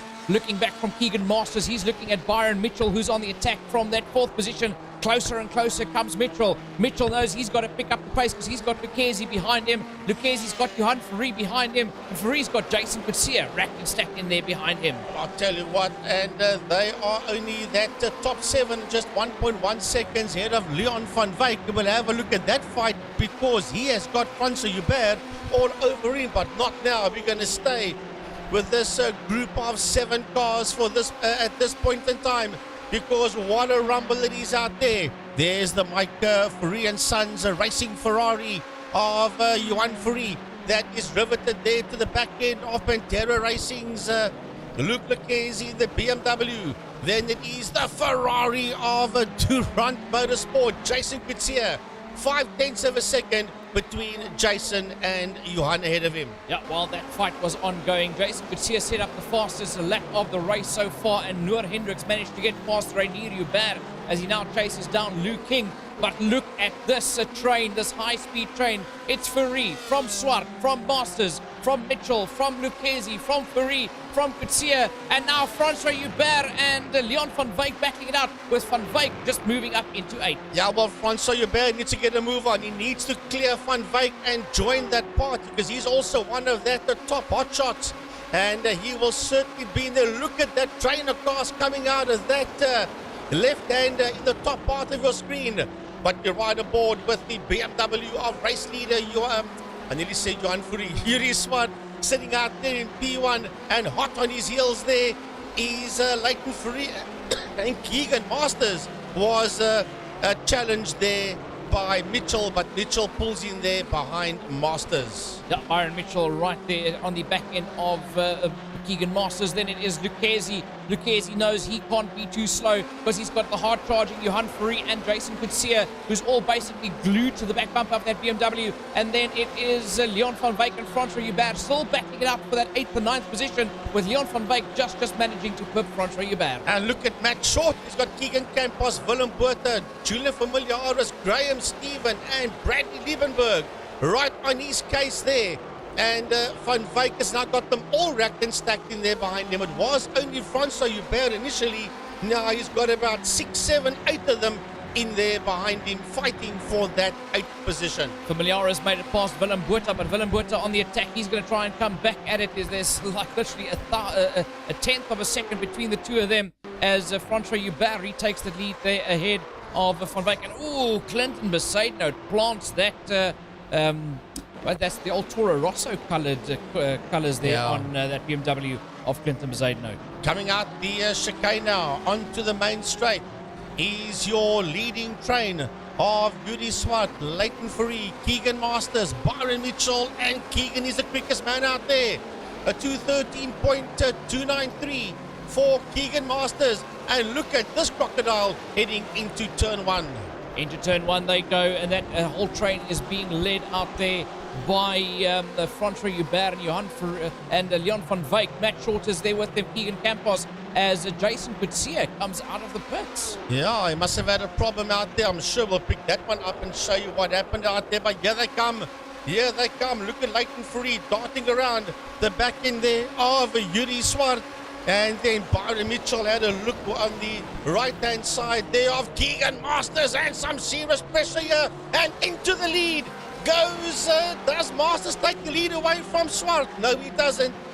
My, oh my, but Byron Mitchell is in the house as well. And Mitchell is going to go up into that 2nd position and muscle Masters out. And the Durant boys are sitting in P1 and P2. Yeah, Compie Swart leads this one with Byron Mitchell now into P2. Keegan Masters tried a valiant move to try and get everybody who was falling over each other there. But he's got to sit for that 3rd position again. Lucchesi's now made his way up into 4th, past Leighton Fourie. Fourie's now got a different problem there because he's got Johan Fourie that's right there by him. That's 1/10 of a second between them. Look at how close Fourie is there to Leighton Fourie. Oh my word, yeah, Fourie on Fourie, that's for sure. Leighton and then Johan, 4/10 of a second between Leighton and Johan, and Francois Hubert has got his nose ahead there of Leon van Wyk. He's 2.3 seconds behind Johan Fourie.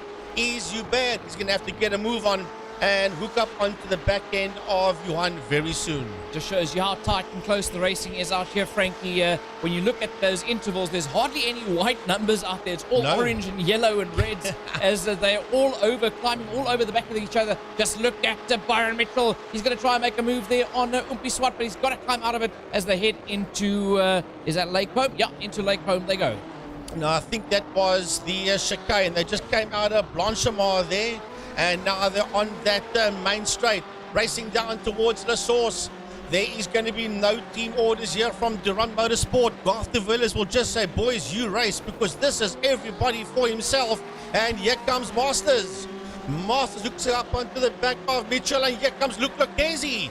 Lucchesi is right in there as well, and Johan Fourie only 9/10 of a second behind Luc Lucchesi. But Lucchesi is on a mission. He wants to clear Masters, and he wants to go after Swart and Mitchell. And look at Keegan. Keegan's having a look there at Mitchell in that fight for that 2nd position. There's 400ths of a second between Mitchell and Masters. Oh, Keegan Masters goes into P2, but he's on that outside line. Now he's on the inside. Can he make it stick? He's up on the inside there of Byron Mitchell, and Keegan Masters goes into P2 ahead of Byron Mitchell. What a rumble in the jungle out there. These 5 cars have broken away from Matt Shorter. He's 4.8 seconds behind Johan Fourie as we still stick with this 4-speed train that's busy working its way around the Spa-Francorchamps.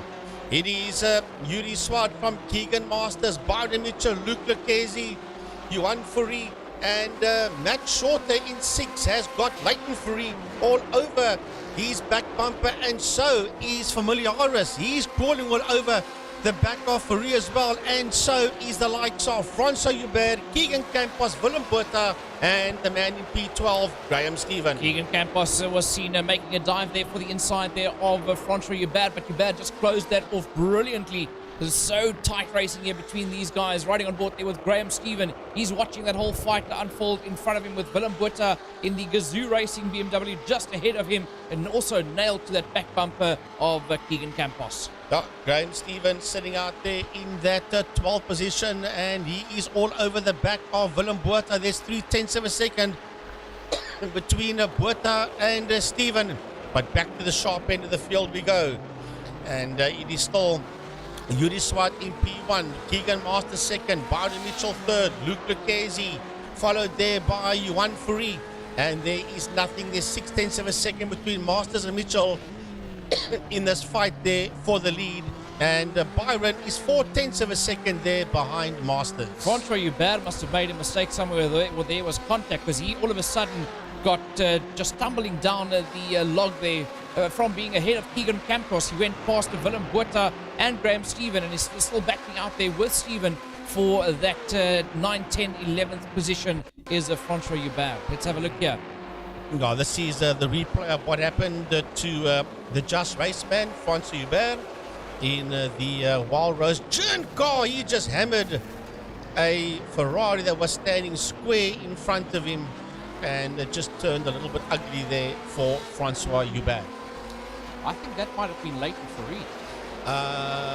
Well, Leighton still shows out there in 7th, so it wasn't Leighton, no. Okay, then it must have been one of the back markers out there. But your race leader is Yuri Swart. He doesn't really have any breathing space ahead of him. That's Leighton over there. So it there. was Leighton Fourie, okay? So Leighton Fourie, and he late on the brakes to avoid contact with Lucchesi, gets himself sideways, and bang, in comes the Wild Rose Gin BMW. So Swart leads this one from Keegan Masters in the Porsche, Byron Mitchell in the Ferrari, followed there by the BMW of Lucchesi, the Ferrari of Johan Fourie, and then Matt Shorter in the blue Porsche currently sits there in that 6th position. And then recovering Leighton Fourie there in that 7th place, and here comes Familiaris. Julian is right on his case. There's 0.2 of a second between the two of them.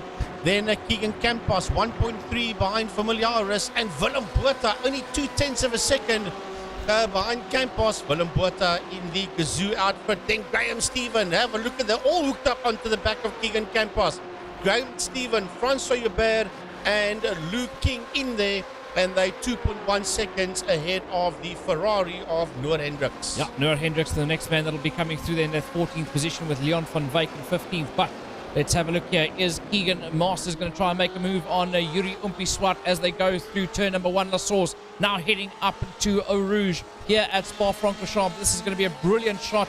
Just look at Keegan Masters. He's got the hard-charging Byron Mitchell in that 3rd position as they start climbing towards Radlion. Now they're out of Radlion onto the Kemmel Straight. They're going to go now. Look at how Mitchell is gaining on the back bumper there of Keegan Masters. Is Mitchell going to make a move here? Or are they all going to be bogged down there by your race leader, Swart, as Mitchell moves up into P2? Oh, I'll tell you what, this is going to be hectic stuff. Mitchell is right in there behind Masters. Then here comes Luke Lucchesi, and they're getting away now from Yuan. He's 1.7 seconds behind the combination of Masters, Mitchell, and Lucchesi. As we ride aboard here with the man in 2nd position, Keegan Masters, 0.4 of a second between himself and the man that sits up there in P1, Yuri Swart. And there is nothing between these guys. Mitchell, 0.5 of a second behind Masters, and Lucchesi only 0.4 of a second behind Mitchell, with Fourie FC losing a little bit of ground on the 4 cars ahead of him. Yeah, Johan Fourie is starting to fall back ever so slightly, 1.5 seconds between him and Lucchesi.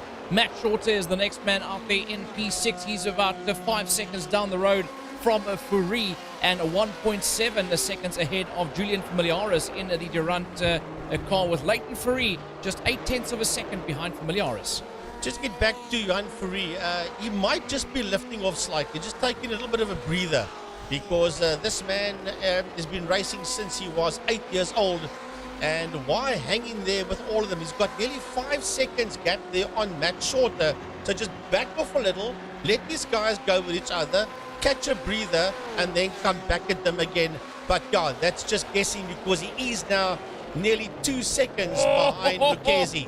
Keegan Masters takes the lead of this race. Umpi Swart says, no, I will not have that. There was slight contact between the two of them as Swart takes the lead, but that brings Byron Mitchell and Luke Lucchese back into it. It's 1/10 of a second between all of them. It's so close. Well, this rivets the point I'm trying to make. Look at, they are muscling each other over, and JF just says, I'm going to hang back a bit and watch you guys go one-on-one.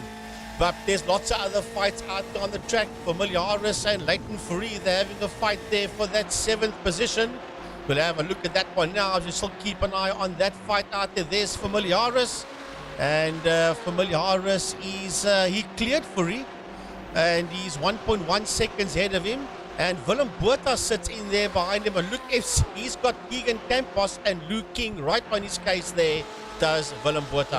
Oh, Luke King goes for a move around the outside of Keegan Campos. He makes the move sick. Now he's going to try and make the move there on Willem Botha, but Botha was just a little bit too far ahead there. But the Porsche of Campos did not have an answer for the BMW there of Luke King.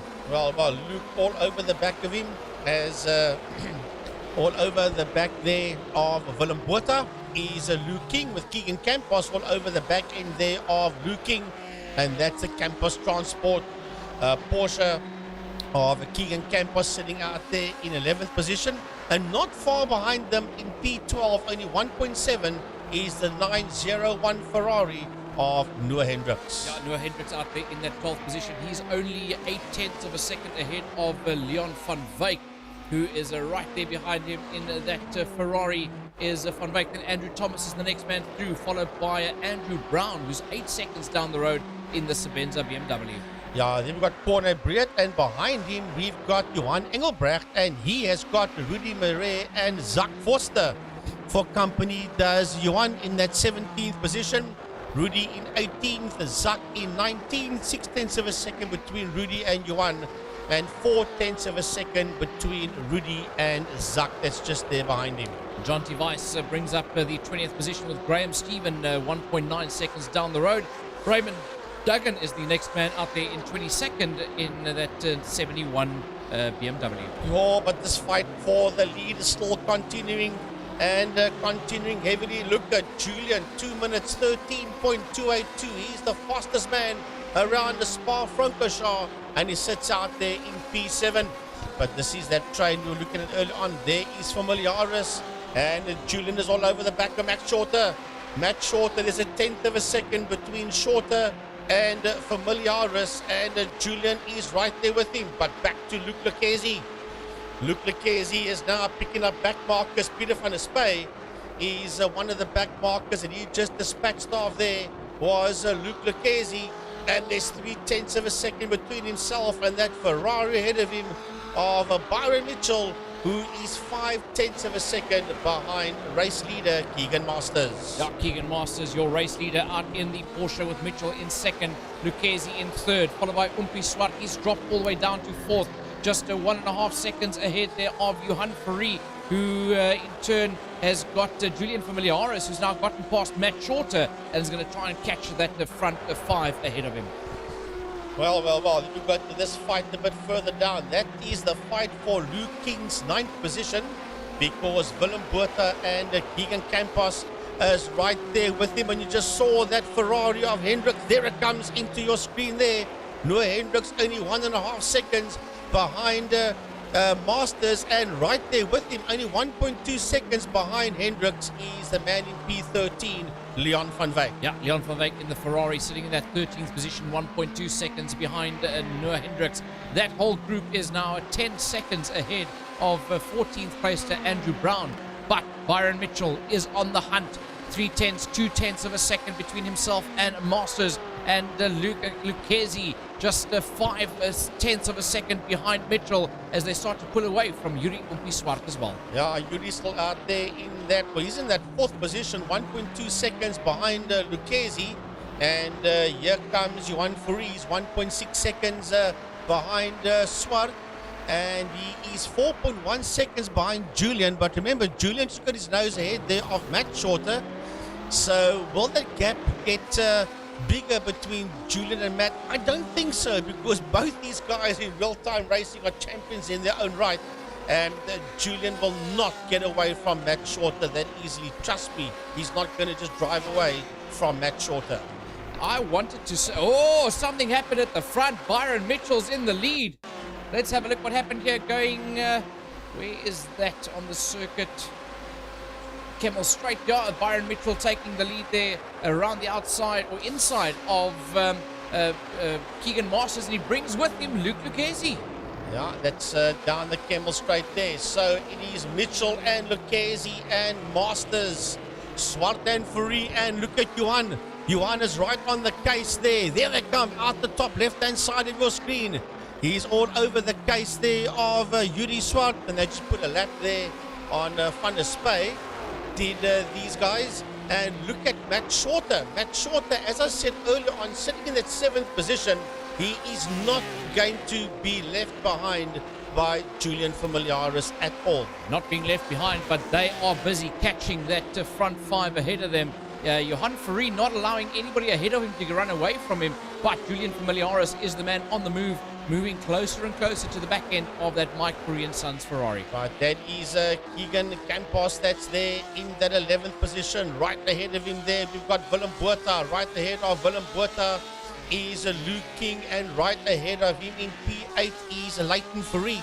That is Fourie in that Ferrari going into that right-hander, and then King, Botha and Campos is right in there with him as well. That is 8, 9, 10 and 11, and there comes 12th place man Noah Hendricks, only 1.5 seconds behind Campos. Oh, Luke King is also a man on the move here. He's already disposed of Willem Botha and Keegan Campos. Now he's got his sights set on Leighton Fourie. Around the outside he goes and sits, but he takes the long way around. Now he's on the inside. Through the chicane they go. Luke King smells blood in the water. Yeah, Luke King, and right ahead of him is Leighton Fourie, and then we got Willem Botha. Willem Botha is 0.2 of a second behind him, and then it is Keegan Campos. We're right aboard here with the Gazoo man. Willem Botha had a lovely run out of La Source. Now, is he going to have a go up Eau Rouge and Radion? And will Willem Botha make the move there on Luke King? There's only 0.2 of a second between the two of them, and they are chasing down that red Ferrari of Leighton Fourie. That camera shot through Eau Rouge never gets old. No. As they hit us down the Kemmel straight there, it is Leighton Fourie in trouble, because here comes Luke King and Willem Botha. Luke King makes it past. Now he's on the inside line, and he gets past clean. And oh, look at the damage to the back end there of Leighton Fourie. But Willem Botha is the next man to line up that Ferrari of Leighton Fourie. Fourie in a spot of trouble. Yeah, he's in serious trouble, and through comes Botha there on Leighton Fourie. So that handling of that Ferrari might not be that good. And look who's in there behind them. Keegan Campos and Noah Hendricks.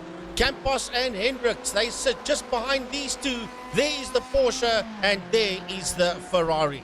Yep, the Ferrari of Noah Hendricks is right there by them. But Byron Mitchell, hey, whoa, another change at the front. Lucchesi is in the lead with Byron Mitchell now in second. Well, we're going to see what happened here. Jonty Weiss getting it all wrong. That could be track limits there for Jonty Weiss.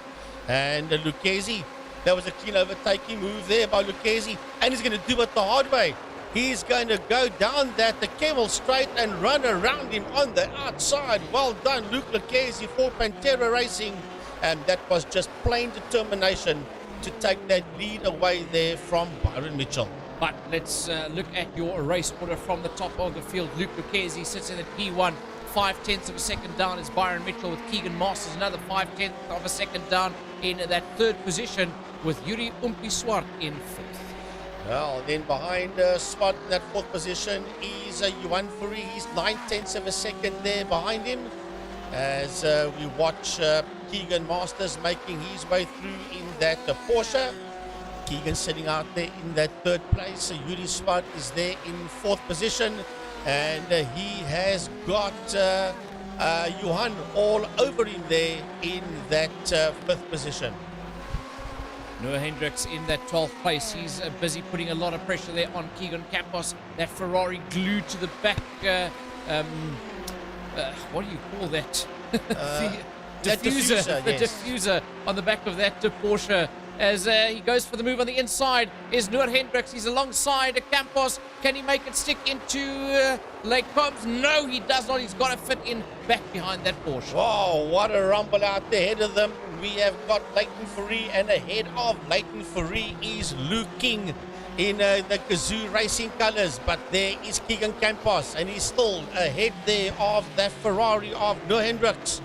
And Noah there in that 12th position, 0.4 of a second between himself and Campos, and 0.2 between Campos and Fourie.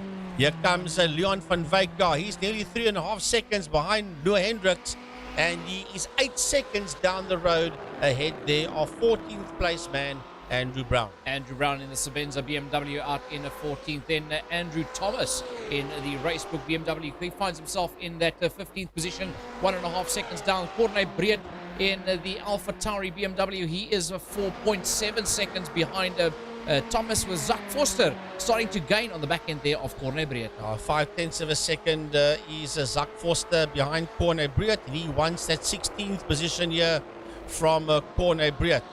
Well, the gaps are now beginning to open up on that front end there. It was all yellow and orange sectors earlier on. This is a replay of the Just Race BMW of François Hubert. And this could possibly be track limits. No, he just loses it and spins it around in front of the ASAP Ferrari. Whee! Graham Stephen, let's have a look here. What happened to him? Was this track limits, or did he put a wheel? Ooh! That's way too hard on the brakes. Chicane. Yeah, that's way too hard on the brakes, and the tail end just stepped out there. Let's have a look here. What happened to Rudy Marais as he makes his way past, or tries to make his way past the Corvette. Yeah, Johan Engelbrecht just clipped across his nose, and the guy's not too happy with that. And then dives into the pit area. This is a replay of Peter van der Spey. Right behind him, by the way, is just the Doc himself. And once again, it is that famous last chicane before pit lane, spins it around and gets clipped there by Mike Verrier. Got assisted into another spin by Mike Verrier as Rainier Hubert gets the tail end of that ASAP Ferrari completely out of the step. Luckily keeps out of the way of any of the other guys coming around that corner. Graham Stephen in the Gulf once again. It will probably be that famous chicane. Oh my word, yeah, he was just picked up there by the Wild Rose Gin BM, and trouble coming out that last chicane. A lot of the guys having their hands full, but this man, I can imagine sitting with a very big smile in his race rig. Luke Lucchese's got open road ahead of him out in the Pantera Racing BMW, but he's got Byron Mitchell just 0.4 of a second right on his case. But they are starting to pull away from Keegan Masters in third, 1.4 seconds down the road. Yuri Swart sitting out there in that fourth position, and he's 1.1 seconds ahead of the man in P5, namely Johan Fourie. And then we've got the back marker, that is Mike Verrier.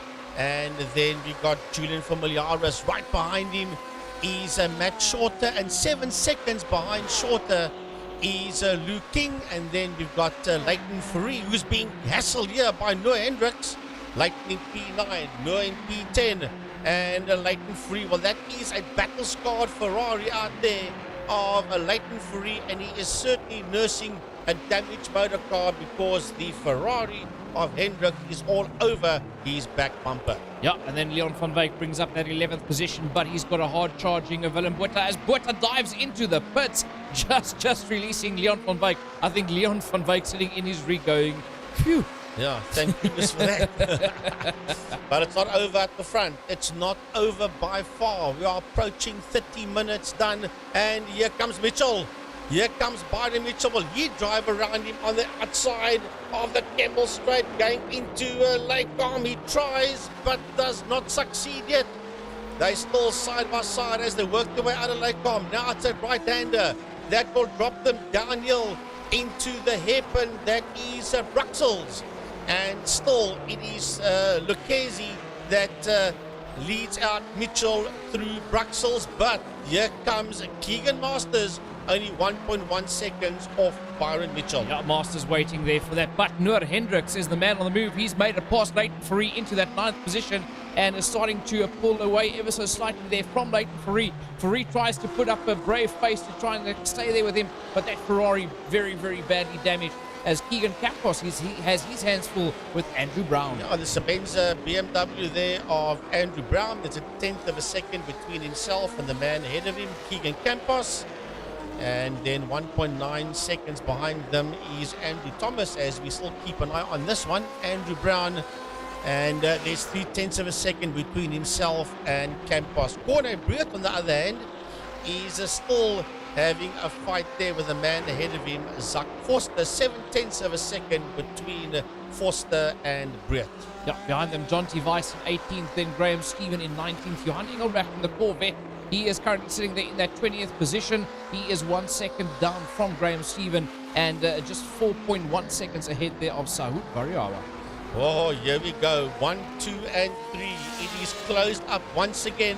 And Luke Lucchesi has not only got Byron Mitchell for company, but here comes Keegan Masters. There's 0.7 of a second between Masters and Mitchell as they work their way out of turn 1, out of La Source, working their way through Eau Rouge now and into Radion they come, which will take them onto that the Kemmel Straight. Or you've got to have faith in your motor car when you come up Eau Rouge.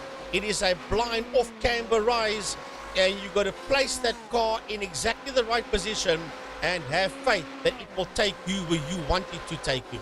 Yeah, well, if you don't have faith and you make a slight mistake, that shoots you out towards that runoff area, which ends very suddenly with the wall right in front of you, where we actually saw one of the F2 drivers sadly lose his life a couple of years back in during a Formula 1 weekend at Spa-Francorchamps. Antoine Hubert, yeah. So, yeah, that is a very, very dangerous exit to that corner. But the race is on here for Luke Lucchesi being hunted down by Byron Mitchell. Keegan Masters in that 3rd. Here comes Umpi Swart in 4th. And he's got Johan Fourie all over him. Yeah, and don't forget about this young man, Julian Familiaris. He's only 1.8 seconds behind Johan Fourie. And he has worked his way up the field. Then it's Matt King that sits there in that 7th position. Matt Shorter. He's got Luke King in there behind him. And Shorter sits there in 7th. And King is 8.5 seconds in there behind Shorter. Noor Hendricks currently in 9th position. He is still ahead there of Leighton Fourie, but not pulling away from Fourie as what he would have thought he'd be able to do. Leon van Wyk sits in that 11th position, 3 seconds behind them, with Keegan Campos now starting to fall further and further behind in the Porsche as he's got his hands full with Andrew Brown, who's getting closer and closer. Well, I'll tell you what, I don't know anything about Andrew Brown, but the fact that he is keeping Campos honest, that tells me a heck of a lot. Here is Andrew Thomas in the Racebook Media BMW, and he is there in that 14th position. 15th is Willem Botha that dived into the pits early on, and he's down 6 positions, and Corne Breut in that 16th position, and he has moved up FC 15 positions, and he is a second behind Botha is Breut. Yeah, Corne Breut, the biggest climber out there in that 16th position. John T. Weiss currently in that 17th position. He climbed 13 positions from where he started this race. Graham Stephen currently in 18th. He's being chased down by Zach Forster in the black and red Ferrari with Johan Engelbrecht in the Corvette, who's getting closer and closer to the back end there of Forster. And once again, Willem Botha in the pit lane, so not a great outing there for Botha. There is Sahut Variawa coming through your screen. Oh, and 14 positions lost there for Francois Hubert. And he at one stage, remember, he cleared Van Wyk, and I was still saying he's got to clear him to go after Fourie.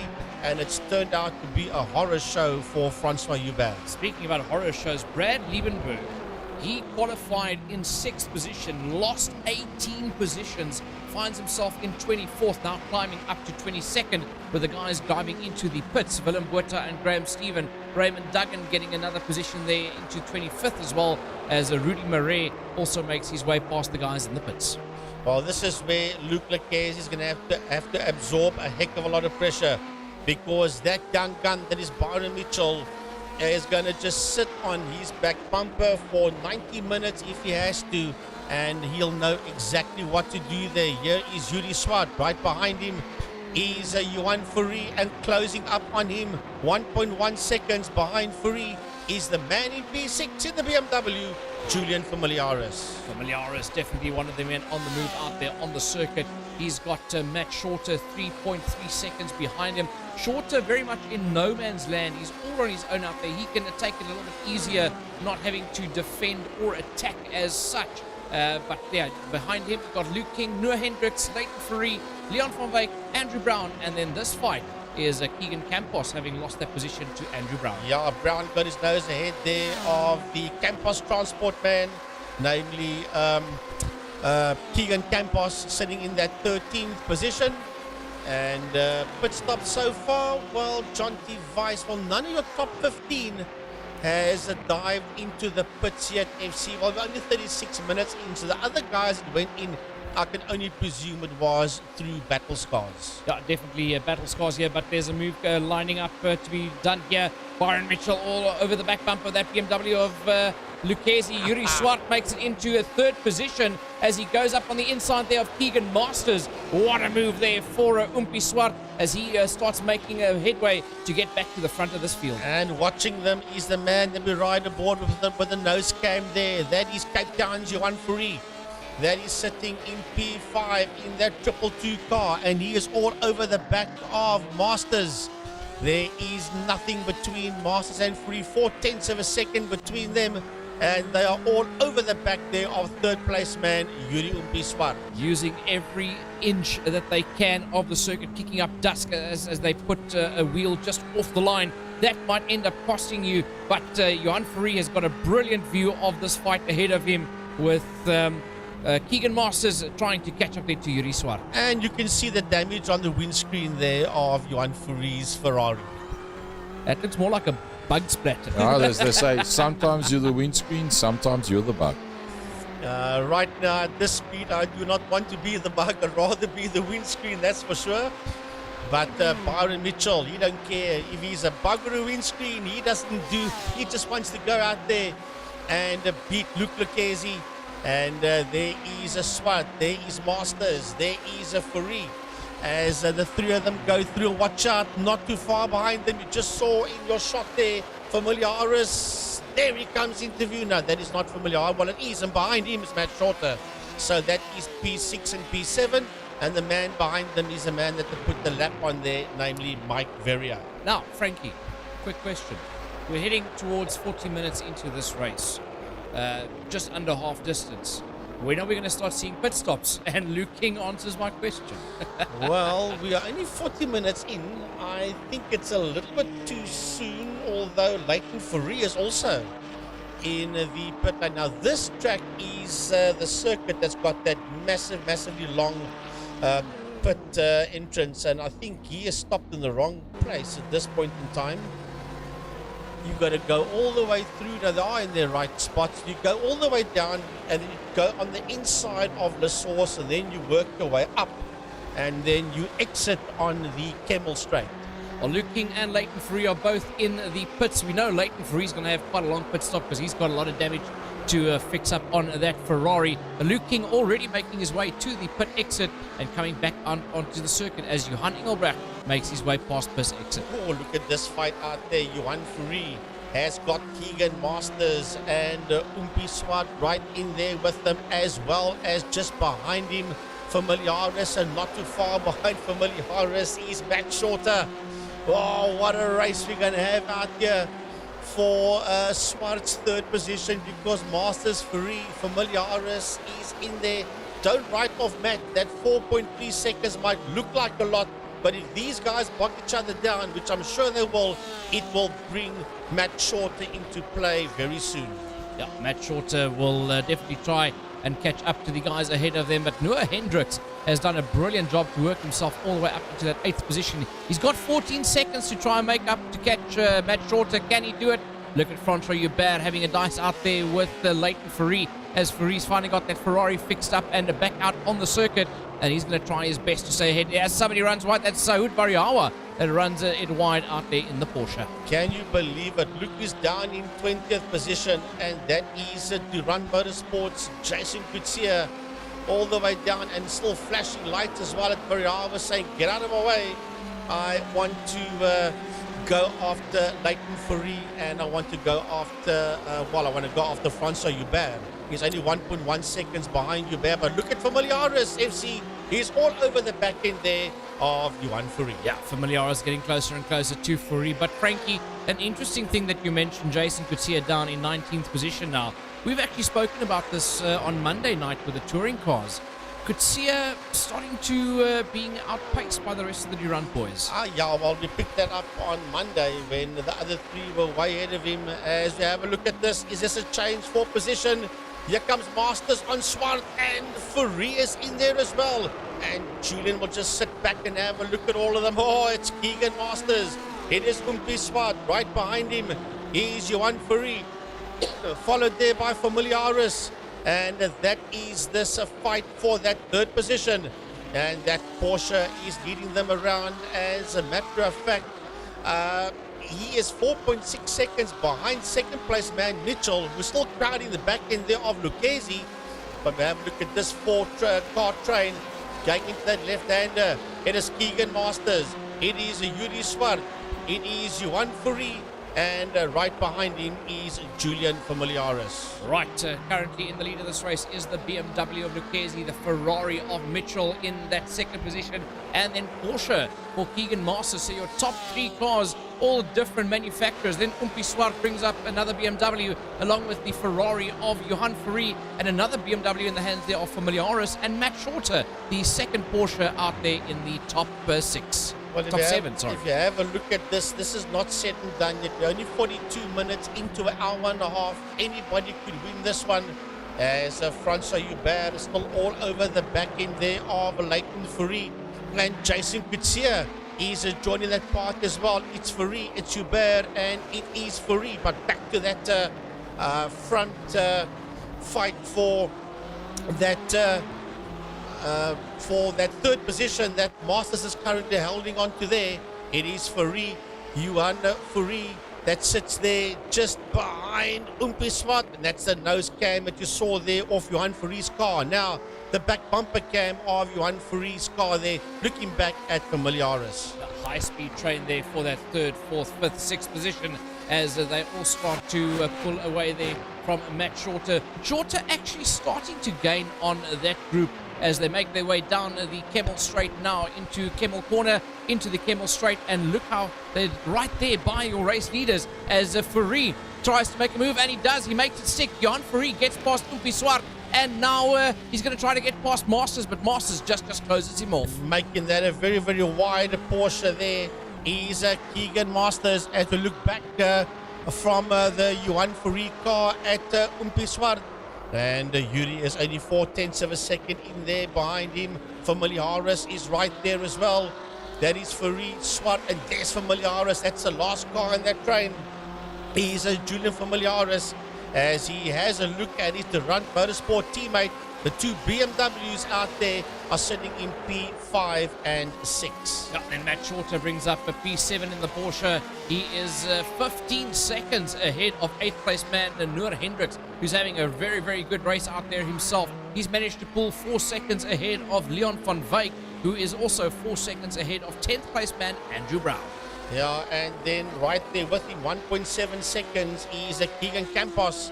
And only 2.1 seconds behind Campos is the Racebook Media BMW of Andrew Thomas. And then the top 13 is Corne Briot, and he's 6 seconds behind Thomas. Luke King was flying through the field, and but he had to dive into the pits. He now finds himself in that 14th position ahead of Jonty Weiss, but riding on board with Umpi Swart, who has now lost a position to Julian Familiaris. Now, did he open the door for him? That is the question. He just moved out the way. He was going slower, and I think he opened that door there for Familiaris as Byron Mitchell is the fastest man out there. Let's have a look. See, he moves out the way, lifts off slightly, and says, okay, Julian, you can have a go at Juan Furi. Yeah, team orders coming into play here, and now it's Familiaris' turn to try and go and fetch Juan Furi. But Furi is the man on the move as he is now 1.2 seconds behind Keegan Masters. Masters might be in trouble pretty soon because he's got a hard charging Furi and Familiaris. Familiaris getting closer, but Lucchesi now in trouble as Byron Mitchell is all over his back bumper. Well, I'll tell you what, this is now where Durand Motorsport's going to want to try and work together, because those two Durand BMWs all over the back of the Mike Furi and Sons Ferrari of Juan Furi that's there in that fourth position. Julian and Yuri, he's now being absolutely mugged by these two. Takes me back to Monday when was it the Clinton Besaidnout? Yeah, Clinton Besaidnout. That had the Durand boys all over him. That was a classic one out in the touring car race as well. And it's deja vu, essentially. Yeah, except this time it's not Clint, this time it's Juan that Durand Motorsport boys are crawling all over. Now, what do you do if you're Juan Furi? Do you defend or do you attack? You cannot defend too much because Masters is 4 seconds down the road ahead of him. He's going to have to, no, I lie, 1.9, I do apologize, ahead of him. So you cannot let him get away. If I was Johan, I wouldn't go defensive mode. There's an old saying, attack is the best form of defense. So get about them and go after Keegan Masters. But yeah, there's still, just under 45 minutes left in this one. Yeah, well, look, you can already see that because Johan was busy catching Masters. Now that he's defending from Familiaris, that's dropped it to 2 seconds between himself and Masters. But your race leader is having his hands full as well. The Durand Motorsport boys are all on the attack as Byron Mitchell is trying to catch up to the back bumper there of Luke Lucchesi. Then Masters in the Porsche is sitting there in third. Then Furi, Familiaris and Swart all racked, stacked and packed in there behind each other as they make their way towards turn number 1, La Source. Well, coming out of La Source, working the way up Eau Rouge, Radillon, and onto the Camel Straight. This is going to be interesting. You mustn't go wide here. If any of them go wide here, you're going to be losing a good couple of positions. Here they come. That is Masters. That is Furi. That is Familiaris and Swart. As quick as you can say it, they go over that camera that's situated in the middle of the track there, going up Eau Rouge onto Radillon and then the Camel Straight. And here they come. He is having a go at him there, FC. Familiaris just makes it past. Juan Furi is on that outside line. Furi comes back at him. Defends heavily with that Ferrari. Beautiful save there for Juan Furi to make it past to Familiaris again. Familiaris tried everything late on the brakes, and Furi said, wherever you brake, I will brake later and make it. Tell you what, this is now a lot of experience. The names that you see in those first 7 positions are all South African, either national champions, regional champions, or club champions in their own right, in whichever form of motorsport that they race in, whether it's in Cape Town, Pretoria, Joburg, PE, East London, or wherever they race. Oh, Furi is trying hard. He's putting his wheels on the dirt. That's going to slow him down. That's going to slow him down, and Julian sits there on the outside, and Familiaris takes that position away from Juan Furi, and here comes Yuri Swart. Yeah, Umpi Swart's going to try and make it past Furi as well. Furi made a slight mistake. That's cost him dearly as he's lost that position to Familiaris, but that's now unsettled the JF as Yuri Swart is going to be blindingly quick on the back bumper of that Ferrari as well and try to make it through. Well, under the DHL bridge they go now. I think that could be Blanchimont that they're busy racing through now towards the end of the straight. Yes, it is Blanchimont as Yuri Swart is now closing up onto the back of Furi, but Furi is closing up onto the back of... they're side by side, and into the pits goes Yuri Umpi Swart. These guys are giving us heart attacks just to dive into the pits eventually. Losing your breath here. Yeah. So Umpi Swart, the first man on that of that lead group to dive into the pits on minute number 49. Umpi Swart, 40 Run Motorsport into the pits. Yeah, Yuri Swart pits with nearly 50 minutes done, but there is no indication that Lucchesi and Mitchell are going to do the same just yet.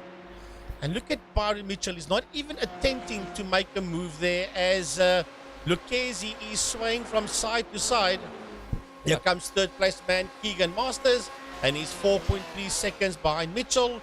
And then Julian Familiaris is 1.5 seconds ahead there of Juan Furey. Yeah, Furey now in that fifth position. Luke Lucchesi was actually just trying to break the toe that he was giving a Mitchell. Mitchell actually having to just cruise behind the likes there of Lucchesi as he's in that toe of the slipstream heading down that straight. Yeah, and there's Jason Kutsia. That's put over the back end there of a 16th place man, Leighton Furey.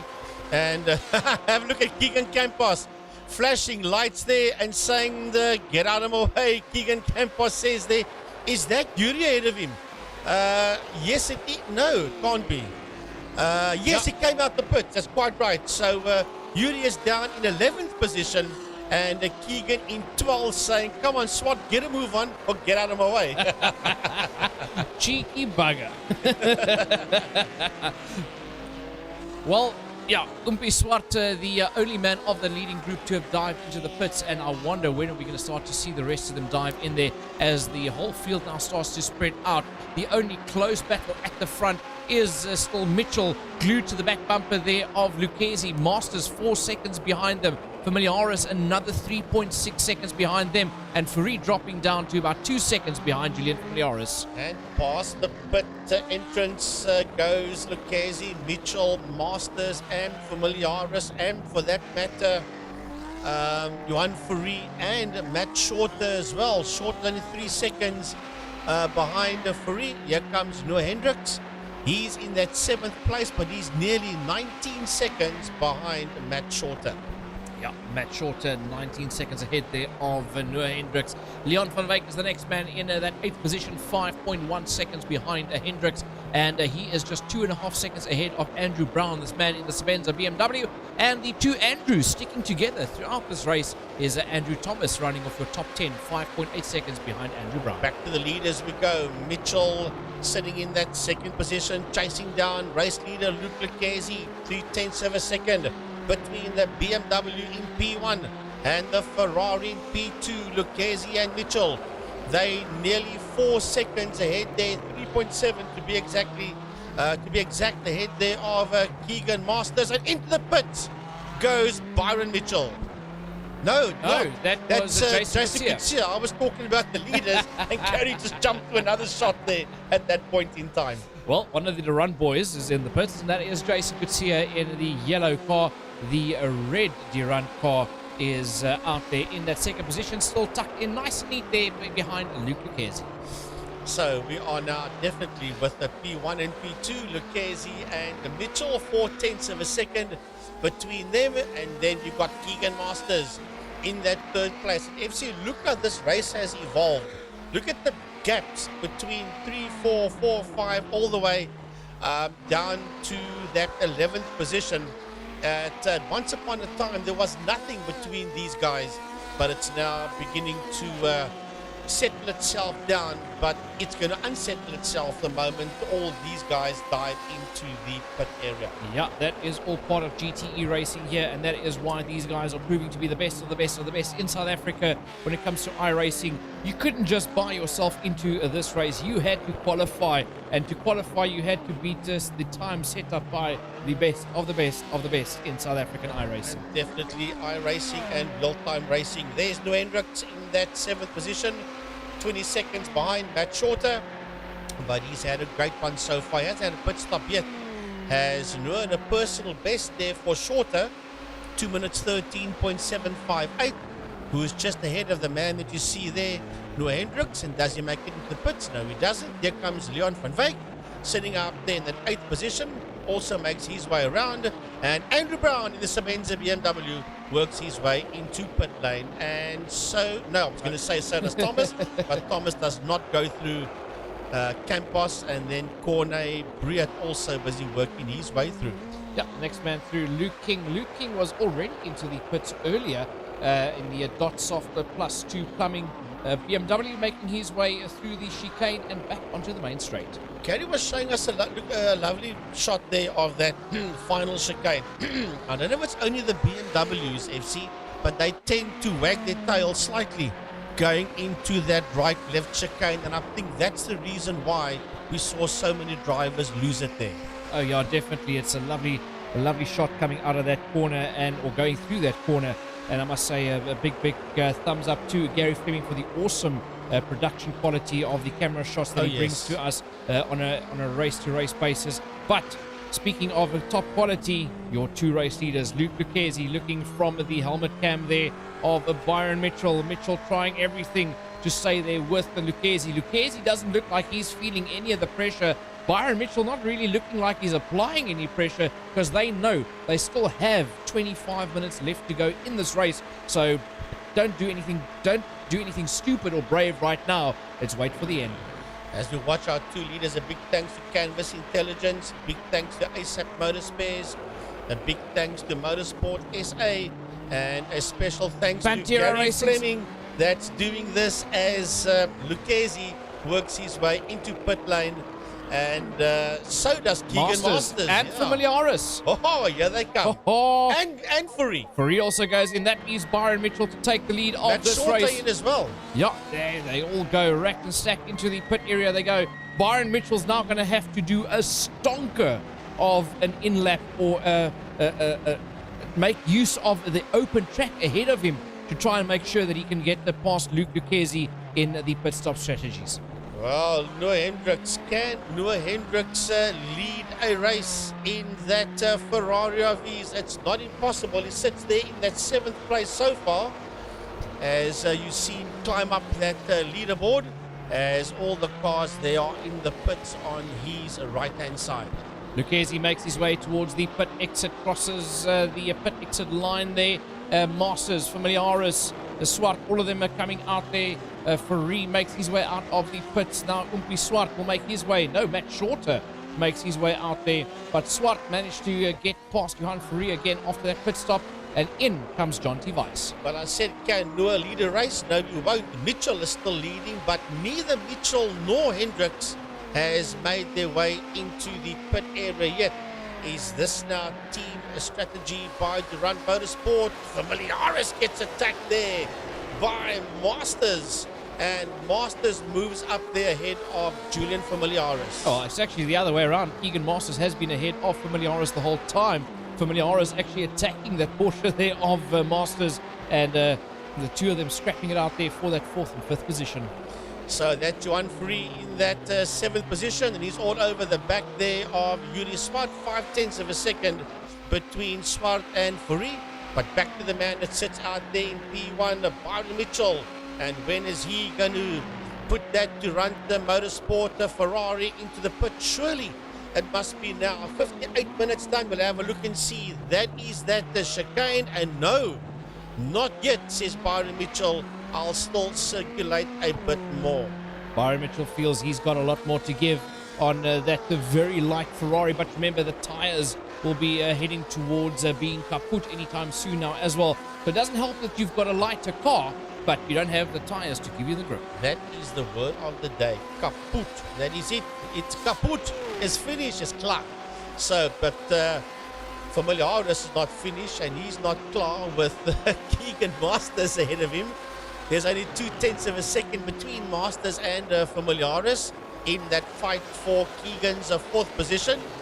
Now that is that chicane as Noah Hendricks puts out of 2nd position. That means Luke Lucchesi retakes that 2nd position, and now Lucchesi is going to put the hammer down to try and make up as much possible time there to not have a bad lap that would allow Byron Mitchell to leapfrog him after the pit stops.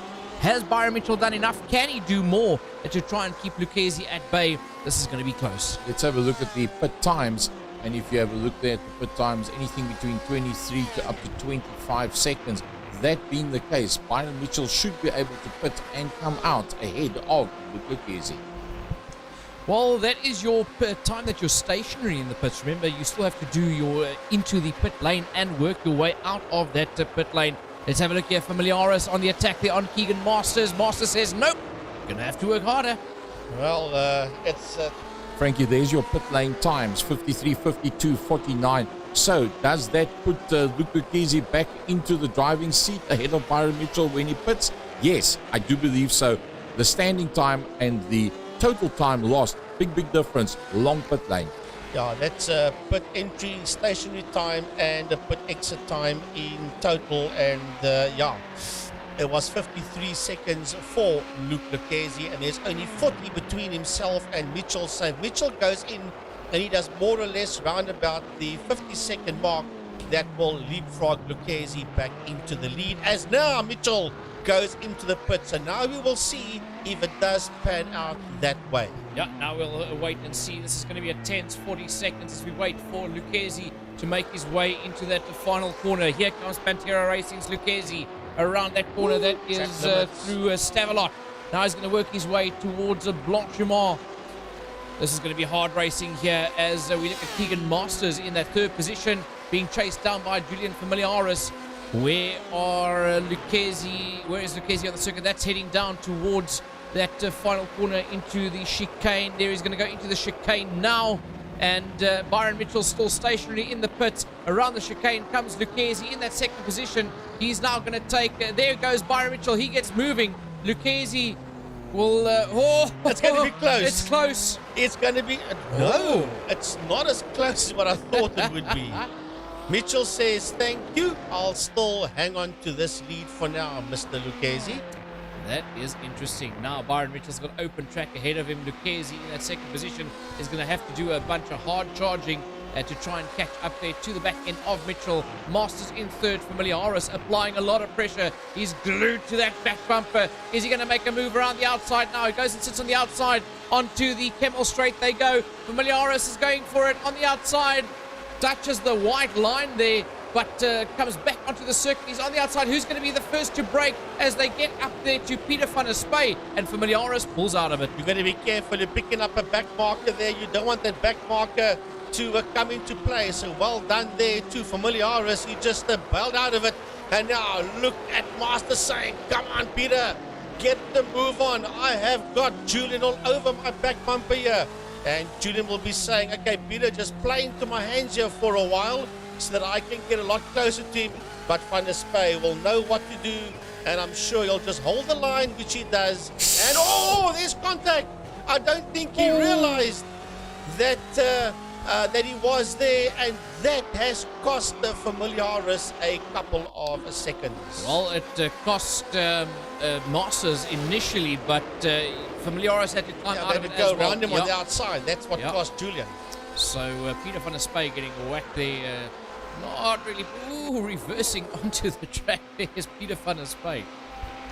Right, so Byron Mitchell is the man that says, well, I have done the hard work. I'm in P1. I've done my pit stop. I have got, less than a half an hour to go. And I just going to keep on doing what I'm doing. I'm nearly 7 seconds ahead there of that man you see in your screen, Luke Lucchesi. And here comes Keegan Masters sitting out there in that third place. We're going very deep into that final chicane there was the Masters. And here comes Julian, only 1.7 seconds between himself and Masters, now 1.6. So watch out there for Julian. He was slower on the last lap than Keegan was Familiaris, but it's only 1.5 seconds between himself and Masters. Matt Shorter all on his own there in that 7th position. He's pretty much in no man's land. I've said this earlier in the race as well. He's got nobody ahead of him, nobody really quite close behind him. Luke King 9 seconds down the road, but once again busy working his way through the field. He worked his way back into that 8th place ahead of Leighton Fourie in that 9th position. Yeah, and he's going to put a lap there pretty soon on Mike Berrier. And there is Noah Hendricks coming through. There is Andrew Brown in that 11th position. Jason Kutsia sitting out there in a P12. Leon van Wyk in that 13th position. And then we've got Willem Botha and Keegan Campos rounds off the top 15. Pedro Rodriguez, the next man through in the yellow Wild Rose Gin BMW, followed by Corne Breet in that 17th position with Raymond Duggan. That's a guy that's been very quiet in this race so far, making his way through in that white and blue BMW. Yeah, Duggan is on the all over the back end there of Corne Breet, and so was Rudy Murray for that matter. Rudy Murray 9/10 of a second behind Duggan, who's 5/10 of a second behind Breet. So that's a lovely fight out there for that 17th position. And then rounding off the top 20, 3.3 seconds behind them is the Racebook media man, Andrew Thomas. Graham Stephen is the next man through in the Gulf Oil BMW in that 21st position. He is 14 seconds ahead of the Chevy Corvette there of Johan Engelbrecht in 22nd position. Francois Hubert's had a dismal race so far. He's all the way down in 23rd position, 12 seconds behind Engelbrecht, and just 1.5 seconds ahead of 24th place John T. Weiss. And Zach Foster is there in the pit lane, is Zach. And the only yellowish orange interval we see there is the one between Breet and Duggan for that 17th position FC. Otherwise, this one, with an hour and 5 minutes done, has blown itself apart. Yeah, 25 minutes left to go in this race, and the guys are now spread quite evenly all over the circuit, as we see a lot of the guys now going into what you can almost call like the fuel-saving stages. I think we might seeing things heating up again towards the closing stages of this race. Right, here comes Luke King. He's there in the 8th position, and he's gone up 5 positions. Behind him in 9th, he's Leighton Fourie, and he has gone down 5 positions as Leighton Fourie. Then Noah Hendricks in 10th, he's climbed 12 positions, and Andrew Brown in 11th position. He has climbed 9 places. Jason Gutierrez dropped down 2 positions there from that original 10th position that he started in. Leon van Wyk in 13th. Willem Botha lost 5 places. Keegan Campos in that 15th position. He gained 1 position. And Corne Breet, the man on the move, gained 15 positions since the start of this race. Yeah, Raymond Duggan gained 4, and he is only 6/10 of a second behind Breet there for that fight for that 16th position. And then we've got Rudy Murray, and he has gained 8 places there, has Murray, and he's 1.8 seconds behind Duggan. Raymond Duggan in that 17th position. Rudy Murray. Andrew Thomas in 19th, 1.2 seconds behind Murray. Then we've got Graham Stephen in that 20th position, 1.5 seconds behind Thomas, and 15 seconds ahead of the Corvette there of Johan Engelbrecht. Yeah, the only Corvette out there, the only Chev product out there is Johan in the Corvette. There's Peter Hubert, and he's in that 22nd position, lost 5, and he's 9.3 behind Engelbrecht. Then Francois Hubert sits out there in 23rd position. John T. Weiss in a 24th, 1.4 seconds behind Francois Hubert.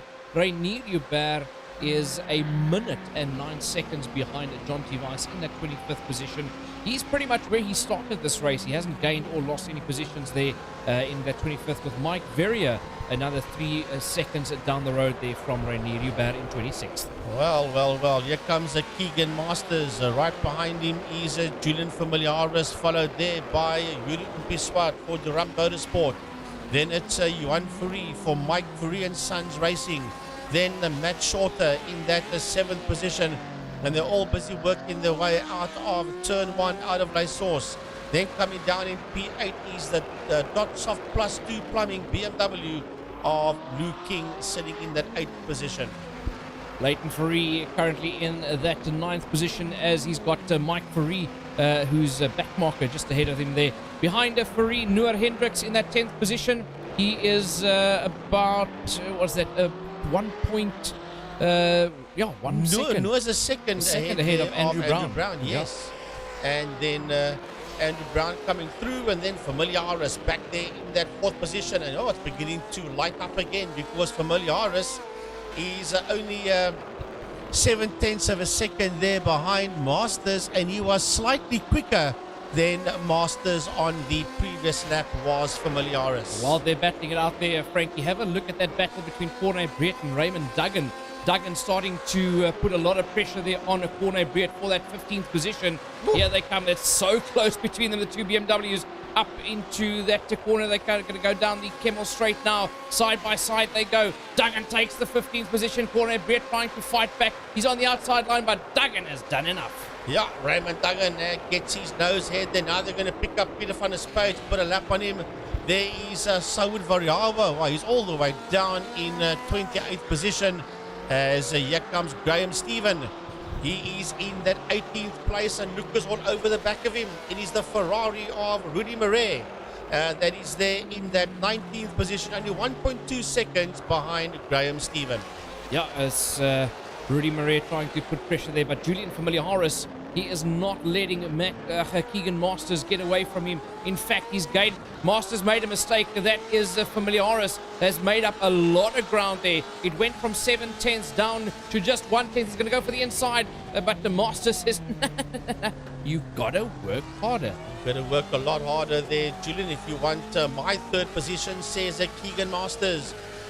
The Porsche being chased down here by the BMW.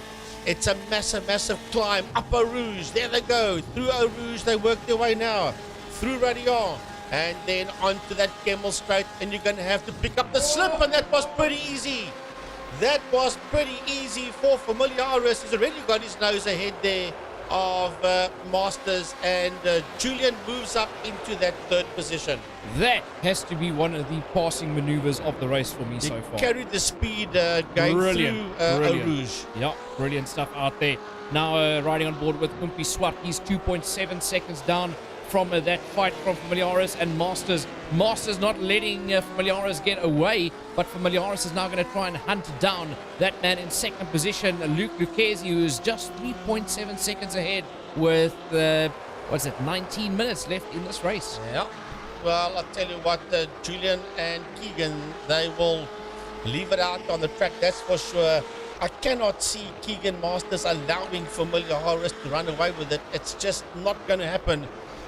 These two race drivers, both Real Time and Sim, know exactly what they're doing.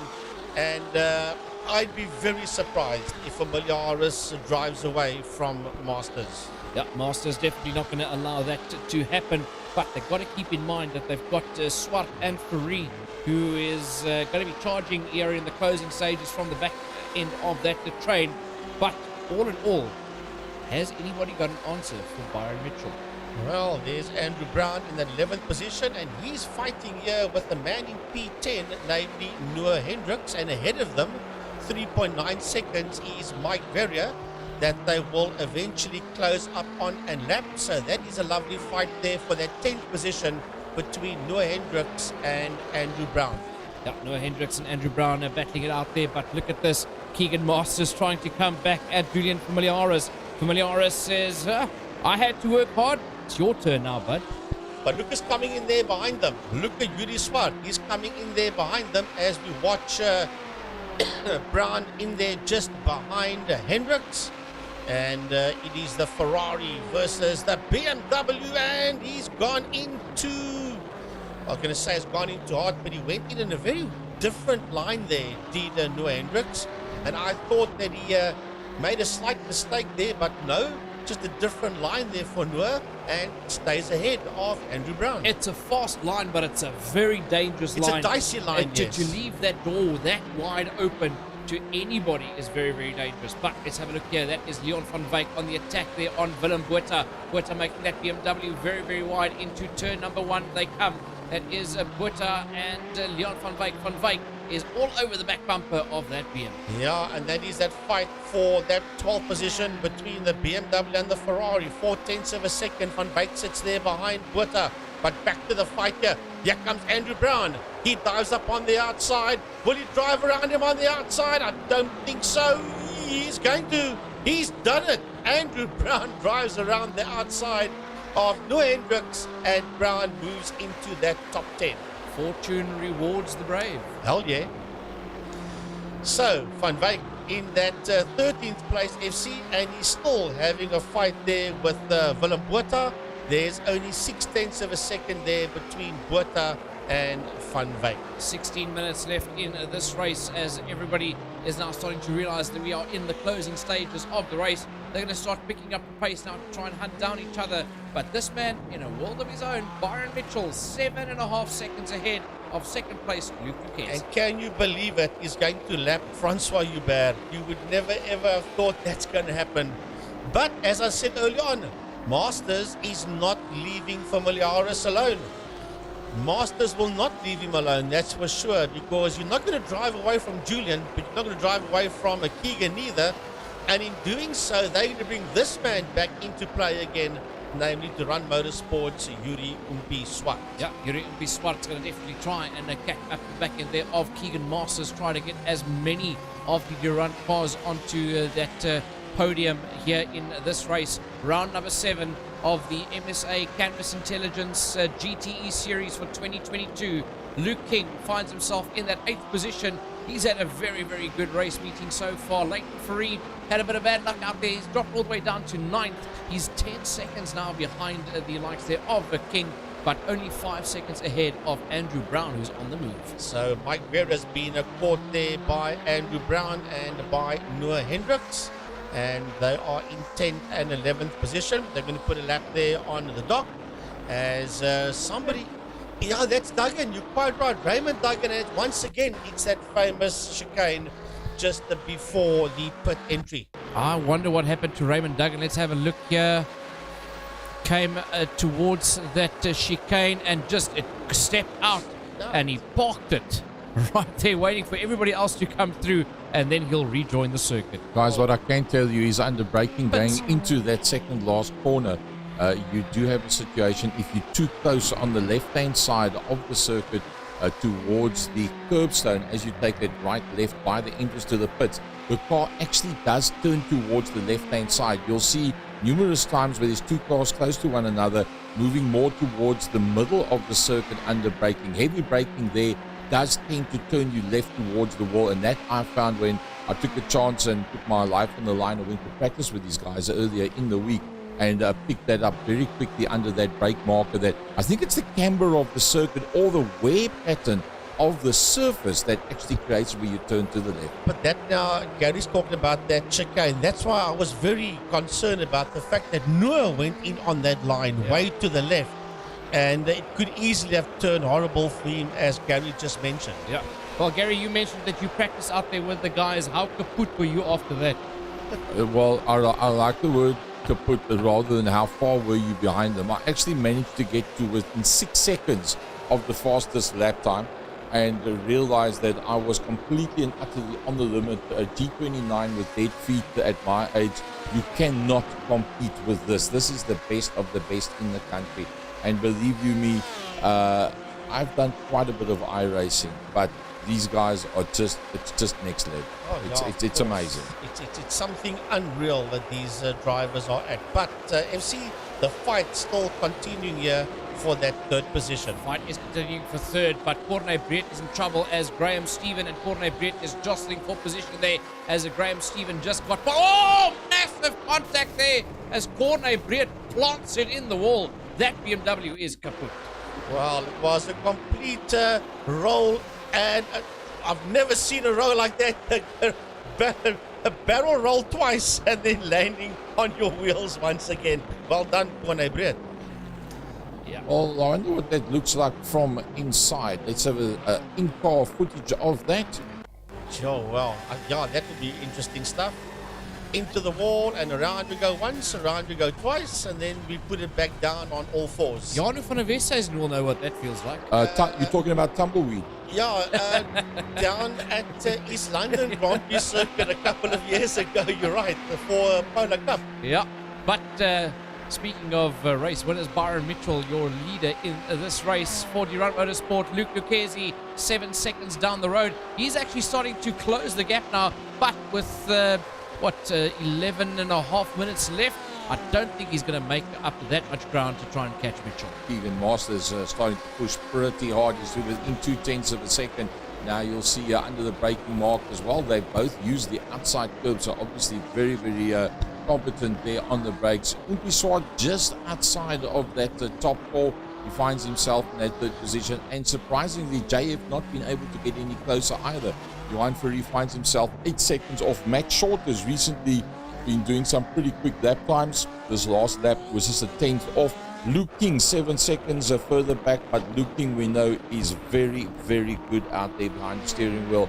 Just behind that is Leighton Ferry. Noor Hendricks, wow, still inside of the top 10, but he's got a problem, and it's called Andrew Brown. Yeah, Andrew Brown right there with him. That's a Benza BMW all over the back there of Hendricks. Hendricks bouncing over that rumble strip there as Andrew Brown is right in there as they head down into turn number 1, and some weaving there by Hendricks trying to break the toe there that Brown has got on him when he goes wide.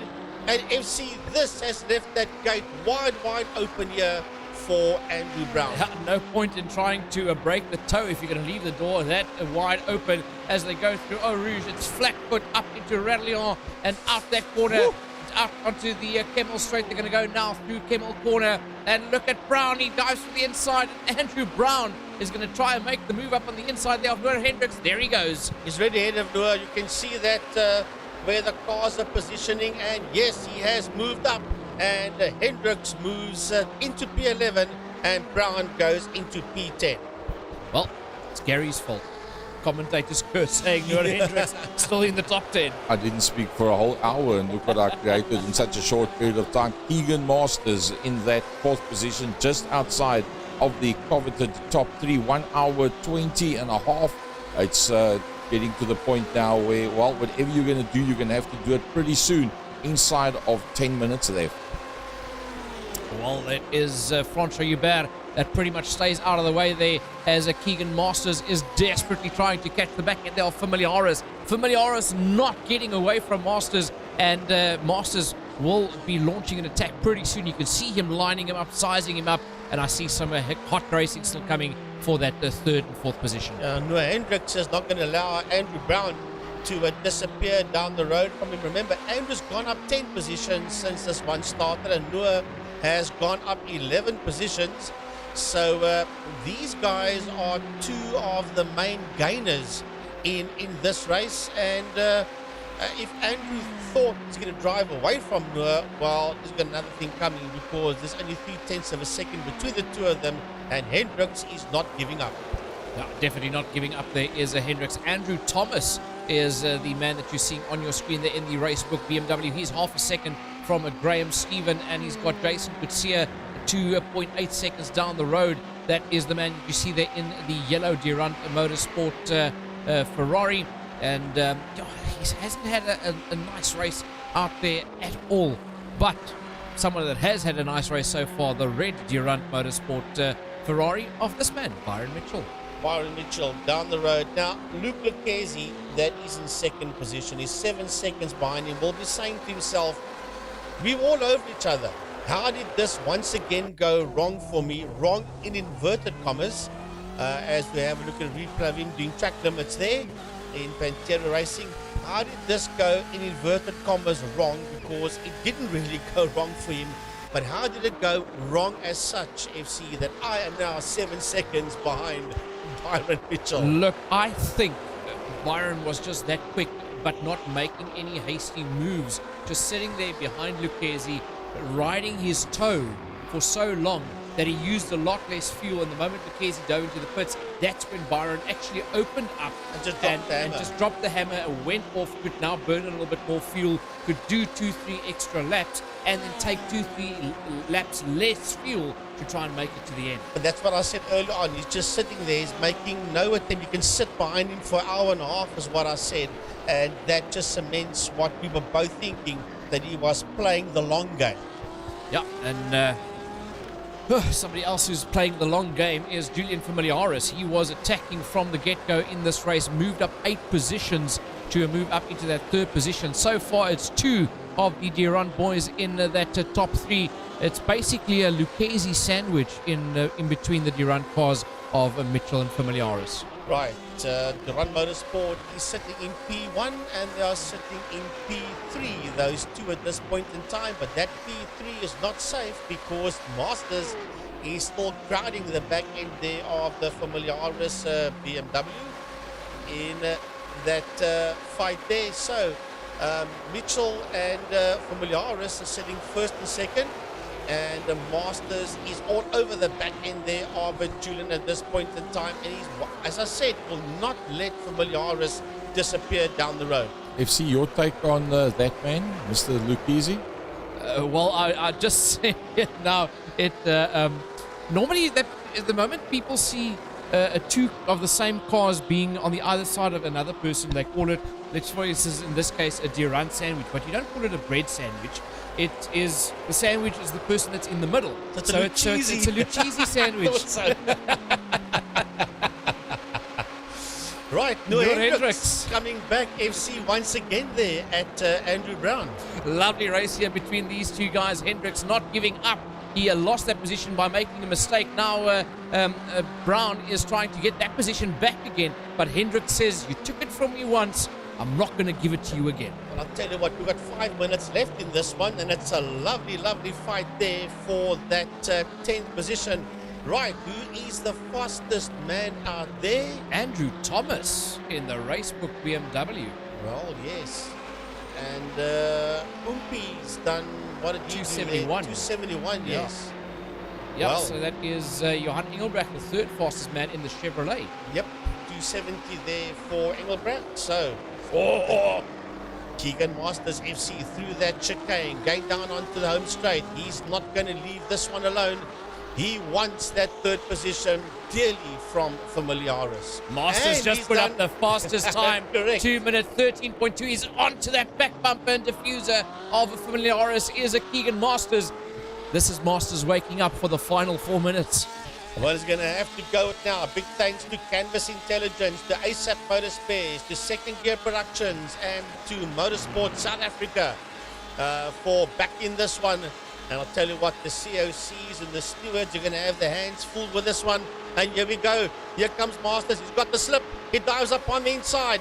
Down the Camel Straight they go. And has he got the lead away from him? He's got the line, and through goes Masters. And they mustn't touch. They must not touch, and they don't. And Masters goes into that third position. But now, Julian will do what Keegan did, not let him get away from him. I forgot how to breathe there for a second with that move. As Masters moved up there, it was so close. It was a brilliant move. It could have gone wrong in so many ways. But well done there to Keegan Masters for making that one stick. And now let's see how Julian Familiaris responds. Well, I don't think he's... Well, earlier on I said, well, look at that. The gap is getting bigger. The gap is getting slightly bigger there between the two of them. And yet, this is the fight for that last 10th position between Hendricks and Brown. It was Brown's, it was Hendricks. It was chopping and changing its way around as FC. I just picked up what Gary said. Yes, there's 3 minutes to go before checkered flag. Yeah, just under 3 minutes. Let's run through the order of the field here. Byron Mitchell leading them out in P1. Luke Lucchese in that second position, 6.9 seconds down the field. Masters now in that third place, but here comes Familiaris. It's down to 1/10 of a second. Familiaris is right on the back bumper of that Porsche. Is going to try and make a move. It's going to dive for the inside. Masters cannot open it up there. He closes the door in the face of Julian Familiaris as they go into that final corner, into the chicane. Masters just hanging on to that. Oh, and have a look at that. He went in, he tried to do the cutback on him. He done the cutback, but the line will belong there to Masters.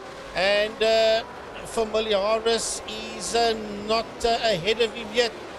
As a matter of fact, no, he still stays in there behind him, coming out of turn number 1. You got to have big ones to attack going up Eau Rouge, Radion, and onto the Camel Straight. Yeah, well, if somebody has big ones, it is Familiaris. He's going to go for it. He's right there on the case of Masters. Out of Radion they come through Kimmel, onto the Camel Straight they go. This is where it's going to go if they're going to find a way past. It is here where Julian Familiaris does it. He's on the outside. He takes the position back, and he has the line. Well, I thought he was not going to let him go. The gap did grow somewhat, but it was only for like maybe a tenth of a second, and all of a sudden Julian was back on him again. So it is a deja vu once again with Masters that says, well, I'm not going to let you get away. There's Umpi Swart. He's 5 seconds behind this fight between Familiaris and Masters is a Swart, and then 10 seconds behind Yuri Swart is the man in P6, Johan Fourie. Matt Shorter brings in that 7th position, 3 seconds down the road. Luke King 6.5 seconds down in 8th position with Leighton Fourie. Another 10.5 seconds in that 9th position with Noor Hendricks still having his hands full there with the likes of Andrew Brown in 11th. Yeah, and they've got Renier Hubert in between them. He is the meat in the Sami there. And then we've got Willem Botha. That's a lonely 12th position there for Willem Botha. And then Leon van Wyk coming through as well. And Campos dives up on the inside there of Van Wyk. Campos dives up on the inside. We're in the last 30 seconds of this race as we count down. It is Graham Stephen, Andrew Thomas in that 16th position. But back to the front, through the final corner comes your race leader. Is he going to have to do another lap? Yes, he is. He's going to have to do another lap, is your race leader, Byron Mitchell. So it's all not over, and Masters retakes the 3rd position. Yeah, I tell you what, it's not done yet. We've got one more lap to go. There's the man with the white flag. We've got one more lap to go. There's Keegan Masters through, and Keegan Masters, that's from the cockpit cam. And there you can see in his rearview mirror the BMW that has to settle for that position right there behind him, Julian Familiaris. I have a feeling we're in for a tense last lap here between Masters and Familiaris. But Byron Mitchell is leading them. But look at how Familiaris is crowding that back bumper of the Porsche of Masters. Through that corner, they're going to go out onto the Kemmel Straight. This is where Familiaris took it back. He takes it back once again. But Masters doesn't give up. They're side by side. Who's going to be bravest? Who's going to break the latest? It's Masters that outbreaks Familiaris into the Lacombe section of the circuit. And the thing is, they've got Johan Engelbrecht just there ahead of them as a back marker that the two of them are going to pick up here on the final lap, and that's not what Julian and Keegan want at this point in time. Nearly halfway through the last lap to pick up a back mark. In this case, it will be Johan Engelbrecht. Yeah, but riding on board with your race leader, it is Byron Mitchell. He's heading towards the end of this race. Down the straight, is that Blanchimont? No, not yet. Going to go through that corner into the S's. There is your race leader, Byron Mitchell, for the last time on a lap here of Spa-Francorchamps as he goes into the chicane now. No, not yet. Eventually he'll make it to the chicane, is your race leader, Byron Mitchell. Well, that's Stavelot 1 and Stavelot 2. That's going into Blanchimont now. And yeah, that's Blanchimont. Under that, the DHL bridge they go. And he goes under that bridge for the final time. Into that left-hander. And coming up FC is that chicane. And then that last little dive to the checkered flag for Byron Mitchell. Here we go. Into the chicane he goes. This man did it all right out here this evening in round number 7. Byron Mitchell brings the Durant Motorsport Ferrari home in P1. 7 seconds down the road, coming through the chicane there, up to the main straight. Lucchesi brings it home in 2nd place. Keegan Masters will bring it home in 3rd, right on his tail. Julian Familiaris in 4th, with Yuri Umpiswat 5 seconds down the road, and Fourie will bring it home in 6th position. Yeah, Johan Fourie will come home in 10 seconds behind Yuri Umpiswat is Johan, and then 4.5 seconds behind him is that man flashing his lights there, namely Matt Shorter. He finishes there in 7th, and 4.5 seconds behind him is the BMW of Luke King in P8. Luke King had a very, very strong race. Leighton Fourie will bring him the Ferrari in 9th position, 10 seconds behind Luke King. Noor Hendricks will be the next man through in his Ferrari in 8 seconds down the road as he crosses the line just ahead there of Andrew Brown. They also put up a brilliant race. Then 21 seconds down the road, Willem Botha will bring home the Gazoo Racing BMW in that 12th position. Yeah, but it's not over and done yet. Don't write it off yet, because here comes Campos. But Willem has done enough to finish in that 12th position, and he is 1.3 seconds ahead of 13th place man Keegan Campos. Jason Gutierrez will come home in that 14th position for Durant Motorsport. Andrew Thomas right on his case there in 15th with Leon van Wyk, who crosses the line in 16th position in the Ferrari with Graham Stephen. That'll bring home that BMW in the 17th position. 18th position will be Peter Hubert as you watch Graham Stephen take the checkered flag for P17. Peter Hubert finishes in 18th, and the last man on the lead lap in 19th position will be that man in that BMW, namely Raymond Duggan. Yeah, Raymond Duggan bringing that BMW home in 19th position, the last man on the lead lap. John Weiss in 20th, Rudy Marais 21st, Johan Engelbrecht, followed by Francois Hubert, Reinier Hubert, Mike Verrier, Peter van der Spey, and Sahoud Variawa. Yeah, and only 27 finishers. Everybody else beneath Variawa did not see the end of this 1.5 hour race. So, a big thanks to Canvas Intelligence, a big thanks to ASAP Motorspares, a big thanks to Motorsport SA, and a big thanks to Gary Fleming of Second Gear Productions. And a big thanks to Frankie Innes, my partner in crime. And yeah, lovely to be out here with you guys in this race. There we go, the final race classification. And a big thanks to you, FC, from my side as well. Byron Mitchell, the winner here. He did everything right out in the front there. Luke Lucchese did everything he can to try and take the fight to Mitchell. Then Keegan Masters, brilliant drive in that third place. I would say my driver of the day, Keegan Masters, for putting up so much fight with Familiaris, but he eventually hung on to that third position. Yeah, there's quite a few nominees. I like the fight between Noah Hendricks and Andrew Brown, but yeah, you know what? This one's difficult to choose. This one's difficult to choose. Yep. I don't know. The biggest loser, I think that's going to be easier to choose than driver of the day. But behind Familiaris in fifth was Yuri Umpi Swart, Johan Fourie 6, Matt Shorter in that seventh position, Luke King in eighth, Leighton Fourie ninth, Noor Hendricks rounding off your top 10. Andrew Brown in 11th, Willem Botha in 12th, followed there by Keegan Campos, Jason Coetzee, Andrew Thomas, Leon van Wyk, and then behind him Graham Stephen, and then Peter Hubert. Yeah, behind Hubert, we had Raymond Duggan in that 19th position, John T. Weiss in 20th. Marais brings home the 21st position, followed by Johan Engelbrecht, Francois Hubert, Reinier Hubert, Mike Verrier, Peter van der Spey, and Sahoud Variawa. And only 19 cars on the lead lap. Wow, that was something else. Everything that you wanted, hoped for, wished for, you name it. Byron Mitchell, the man that wins out on this one. And something slightly different, gentlemen, that I didn't tell you about it before the time. We've actually linked up with some of the top drivers, and let's see if we're going to be able to get this one together. And the first man I'm going to have a chat with, if all goes well, Byron Mitchell, good afternoon to you. How's it, guys? How you doing? Fantastic. Byron, congratulations, bringing Durant Motorsport through there. What a race it was. What was the difference between what you were able to do and the hard-charging Luke Lucchese and Keegan in there behind you? How did you make that little gap? Yeah, thanks. It was quite an exciting race. I'm sure everyone else can agree with that. But what happened was at the start, I think the Porsche wasn't the best car for this track, which I think Keegan figured that out, unfortunately.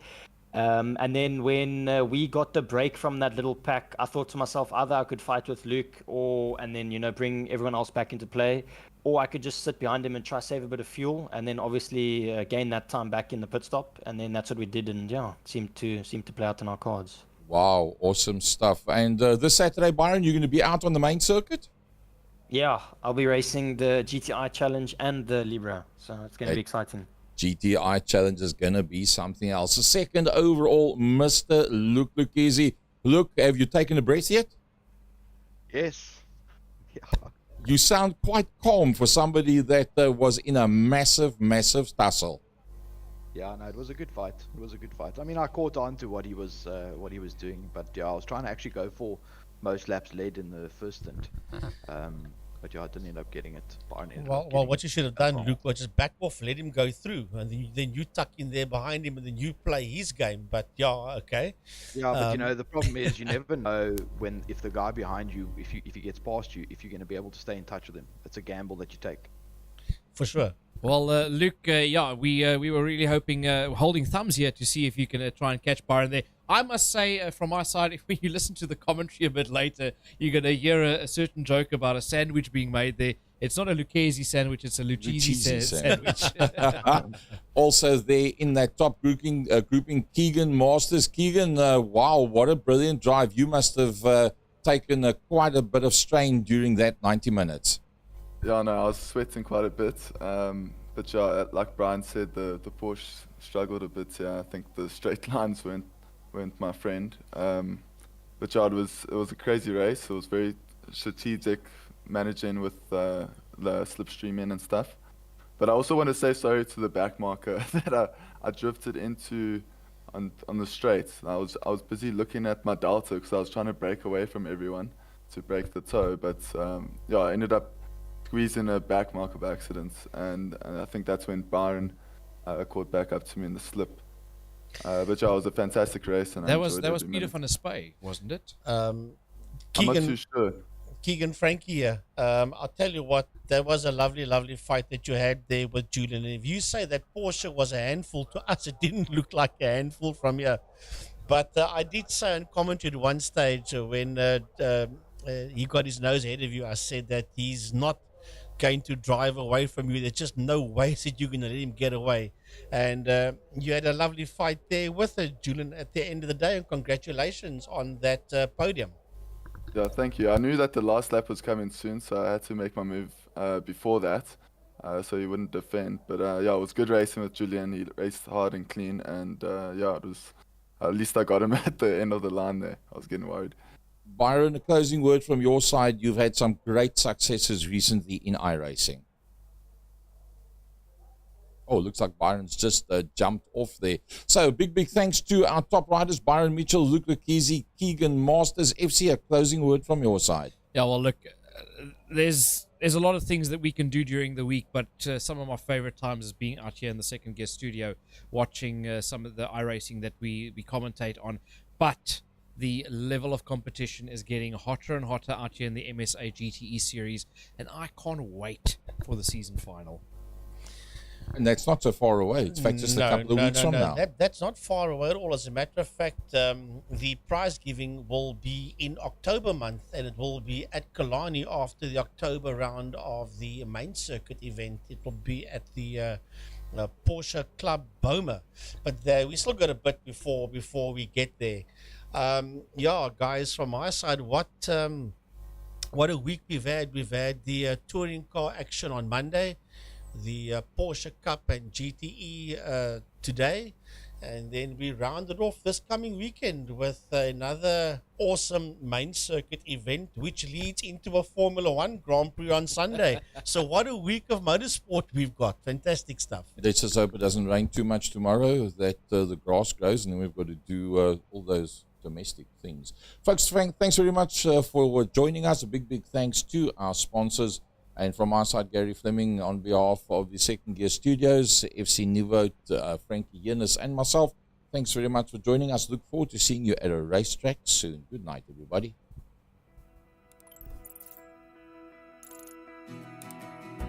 iRacing is a sim racing game that combines a true-to-life racing experience with an online community of virtual racers from all around the globe.